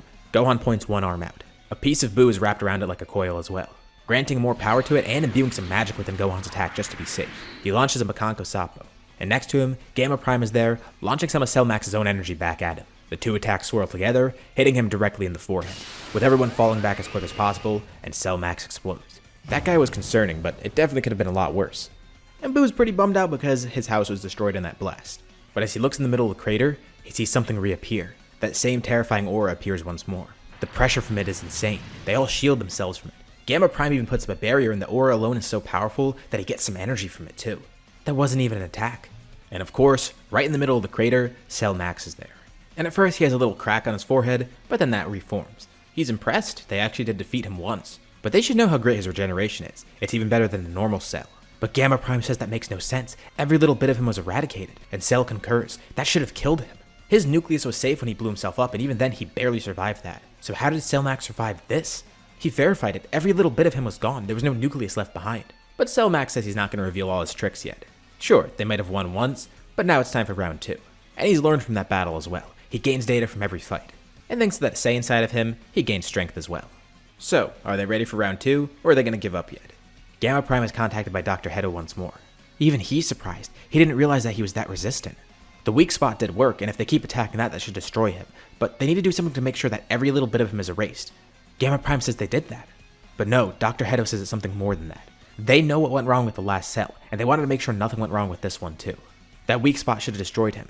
But Hedo overlooked something. Since Cell Max has the data of Cell from before, he developed a new ability of his own, all thanks to Majin Buu's regeneration. This wasn't something programmed in him. He can't get rid of the weak spot, but he can come up with a counter to it.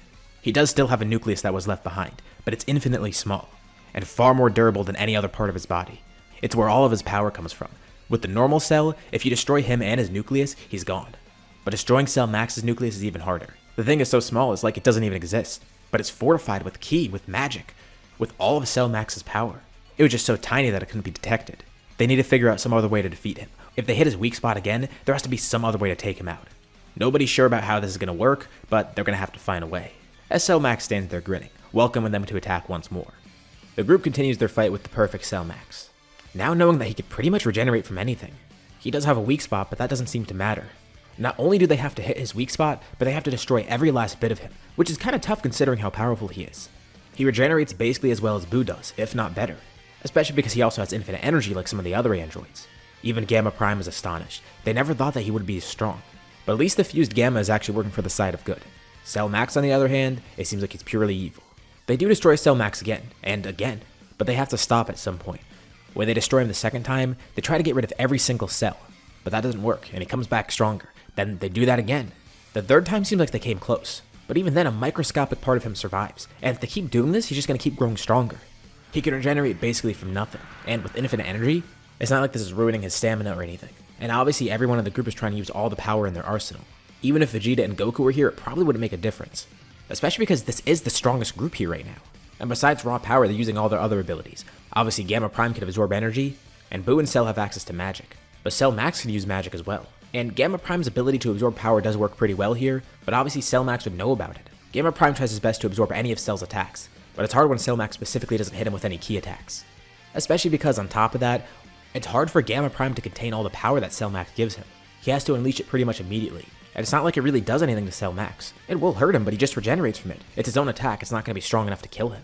Unless he put all his energy into one of his attacks, Gamma Prime's attacks are pretty much useless. But Buu hatches a plan. It's a long shot, but they kinda did something like this before. They need an attack stronger than Cell Max. And they would think that their combined power is enough for that, but no it isn't. Even with help from Cell, Gohan, and Piccolo, their collective power barely is enough to destroy him. Maybe if they knew the first time they would have been able to do so, but now that he's grown stronger from pretty much 3 different Zenkais, it's been made almost impossible. They need to somehow get enough power together to make one attack, one that's big enough to destroy every little bit of him, and one that's powerful enough to do so too. The only way to do that would be combining their power through unconventional means. Buu does consider sealing Cell like he did with Zamasu, but Cell has his own counters for that. Even though he didn't see it happen, if he sees it once he'd probably be able to figure out how to escape from it. And it takes time to charge up anyways. But that also makes him think. There's one thing that he has that Cell doesn't know about. He has all of Buu's data, but he never saw Buu do this. And it was something else he did during that arc. Buu telepathically communicates with everyone, and he tells them not to freak out, just let this happen. This doesn't involve Gamma Prime though. Buu splits off very small pieces of himself, and they start creeping up the backs of Gohan, Piccolo, and Cell. He has to wait for the right moment. And that moment arrives. Cell Max charges an extremely powerful attack, and Gamma jumps in front of it, taking on all of its power, realizing that Buu needs some sort of distraction. As he was analyzing all of his allies here, he saw that very small chunk of Buu, and thinks that he's planning something. Gamma takes on all of this energy, and then flings it right back at Cell. Of course, Cell's not fazed by it, but it's enough to obscure his vision just for a little bit. Enough time for Buu to expand all of his pieces out, and absorb everyone around him. And as the blast dissipates, Cell Max stands there triumphantly. He tells Gamma Prime this is fun. Maybe they can keep doing this. If they keep going back and forth, Cell Max will just grow stronger and stronger. Normally, Saiyans can't grow stronger from taking on their own attacks. But by giving it to Gamma Prime and then having it come back towards him, that basically negates that. He can use his own energy to grow stronger through Zenkais. It's amazing. But as he looks around, everyone's gone, and he tries to sense them, and he feels their presence somewhere nearby. He sees Buu there, but 3 of the others have disappeared. And he feels all of their energy from where Buu is standing for some reason. And Buu has his back turned to Cell, slowly turning his head around and smiling. He doesn't look different, but Cell notices his antenna's gotten a lot longer, like to the point where it's dragging behind him. And he's slightly grown in size, getting a few feet taller, with a strange glow around him as he shrinks back down to his normal size. He's already happy with the way he looks, so he's not going to change that. And Cell Max asks what he's done. And where did the others go? Buu's smile grows even more. This just proves everything that he needs to know. If Cell Max truly had all of Buu's data, he'd know about what just happened. He says his allies were gracious enough to give their power to him. Cell, Piccolo, and Gohan are inside of Buu right now. A small aura grows around Buu, then rapidly and explosively expanding outwards. Cell Max even shields his eyes from this. This power, where did it come from? He can't even look directly at Buu because now he's so bright and the wind is so powerful, he can't keep his eyes open. But he can barely see something around him that looks familiar, that same aura that he has. And then the aura calms down a bit. Buu says if Cell Max is going to use everyone's powers, he's going to even the playing field a bit. Instantaneously, dozens of other Buus appear around him. An army of Buus attacks Cell Max. At first, he's not too phased. He simply activates Ultra Instinct, dodging all of their attacks. But then he remembers, Buu had the same aura as him for some reason. And if he truly does have all their powers, that must mean he has Ultra Instinct too. It takes Buu a bit to get adjusted to this power, so Cell is able to dodge all of his attacks at first. But then he's hit by one, then another, then a couple dozen. And then basically within an instant, Buu grows so much in strength that Cell Max is hit thousands of times. Buu then even tries something else that he hasn't used in a while. Trying to activate Hit's time skip again. As if Cell Max wasn't already having enough trouble with Buu, now he's time skipping, that same ability that he copied from Hit. And all the Buus merge back together, still continuously hitting Cell with attacks.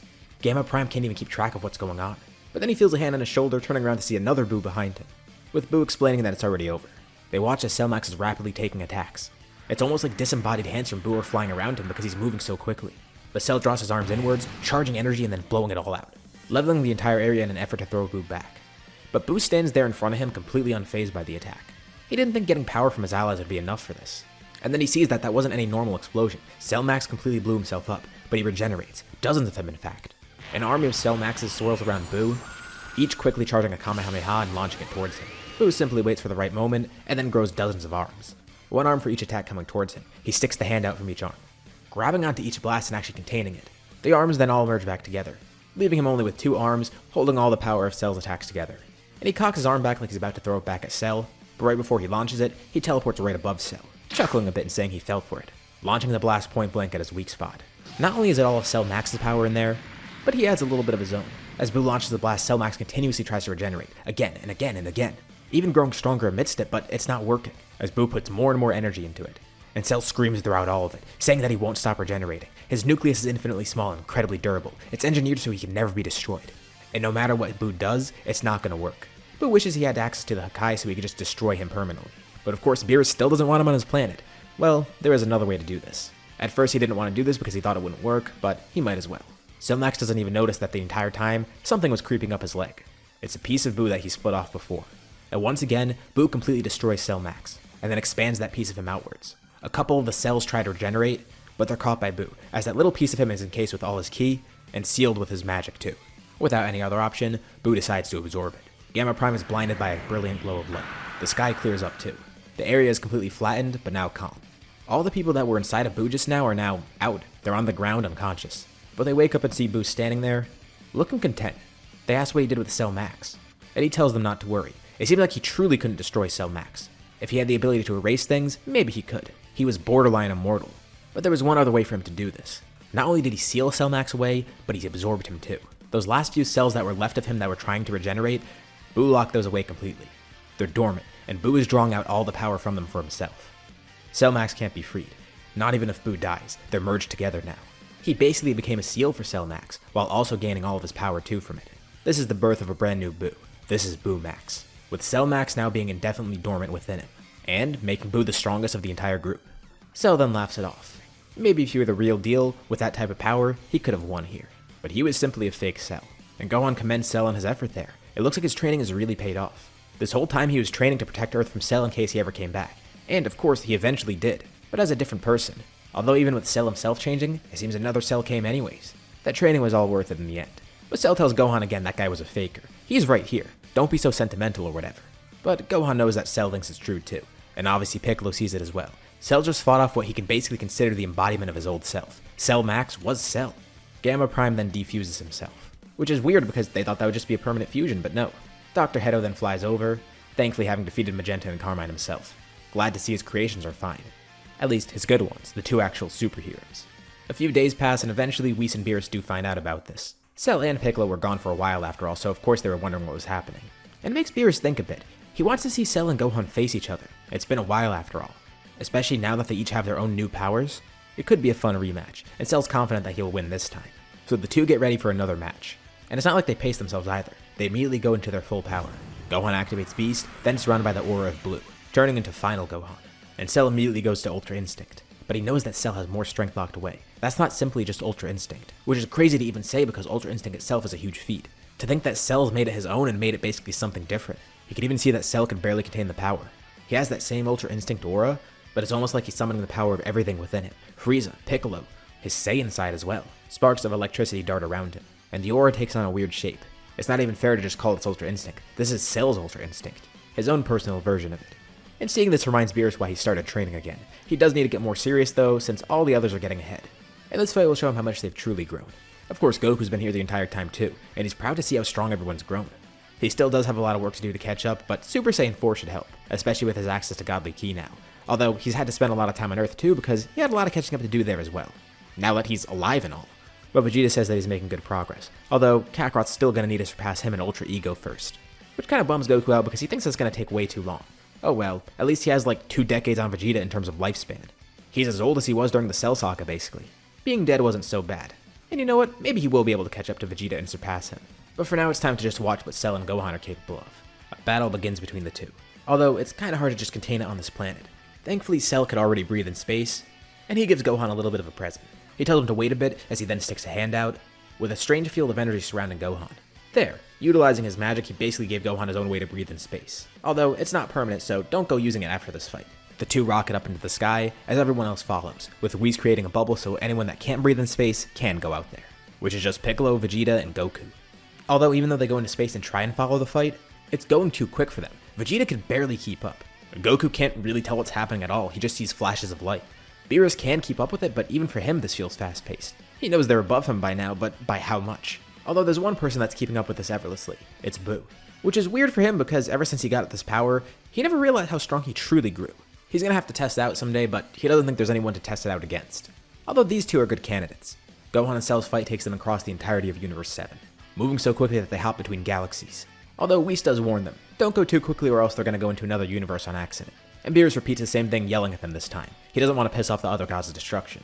Gohan does take this advice, but Cell then laughs it off. They don't really need to listen to him. He reminds Gohan they can beat those gods of destruction if they really wanted to. What are they going to do against them? Well, yeah, that is true. Although Gohan says it's basically out of respect for them. He doesn't want to piss them off for no reason. And Cell tells Gohan he's just as lame as ever. He's got to have fun once in a while. Those gods probably won't even notice anyways. Cell then vanishes from sight, as he then hops into other universes basically on his own. Well, looks like Gohan has no choice now, so he just follows Cell, with them hopping around the multiverse. And the other gods of destruction do notice, but they see that it's basically Gohan trying to bring Cell back to their universe, with Gohan reminding Cell that there is still Zeno to worry about. Oh, yeah, that's true. The fight comes back to their universe, and both of them are growing throughout the battle. But it starts becoming clear, there is a small gap in power. One of them is ahead of the other, by a very minuscule amount. But with them both growing during battle, the one that's ahead, he keeps growing stronger. The gap is slowly widening, and the stronger fighter is able to outpace the other. Beerus, Whis, and Buu can tell who it is, and the fight's nearly at its end. Gohan floats at one end of the universe, and Cell floats at the end of the other. They each charge one last bit of energy, launching in towards each other, moving at unfathomable speeds. So quick that barely any time has passed when they collide at the center of the universe. Although they kind of have to pull their punch here so they don't destroy everything. But one person comes out ahead. As Whis brings everyone over there, they see Gohan floating there unconscious, with Cell also floating there above him, breathing heavily, with a smile on his face too. He's done it. He's beaten Gohan. Although, it's not as satisfying because he does know that there is someone above him still, Buu. And that's the whole reason Buu is on this planet in the first place. Normally he wouldn't be allowed on Beerus' planet, and Beerus immediately sees it's a bad idea because Buu's already hogging all the food. And Beerus really needs to train more so he can teach this guy a lesson, since Buu Max is beyond everyone else. Even if he tried to make Gohan or Cell do something, they probably couldn't. And all this does make Buu very happy, although he's not going to be too much of an ass to Beerus. Yes, he does eat a lot of food, but he could also create food out of pretty much nothing, launching a candy beam at a rock and turning it into candy. You know what? Beerus might have been wrong about this guy. Maybe he should have had Buu on this planet a lot sooner. Cell nudges Buu saying that he's been trying to put a good word in for him. But now it looks like all three of them are so powerful they could pretty much do whatever they want. Which is also kind of concerning because one of those people is Cell. And this is just more of a reason for Gohan to continue growing stronger. He doesn't think that Cell is going to do anything. Obviously by now he's basically one of their allies. But Piccolo reminds Gohan, they never know. At the very least, it could be a rivalry that pushes him further. And it looks like that rivalry is developed a long time ago, continuing to grow to this day. And with that, we end off this series. What did you guys think about this finale, and what about the series as a whole? Leave your thoughts in the comments below.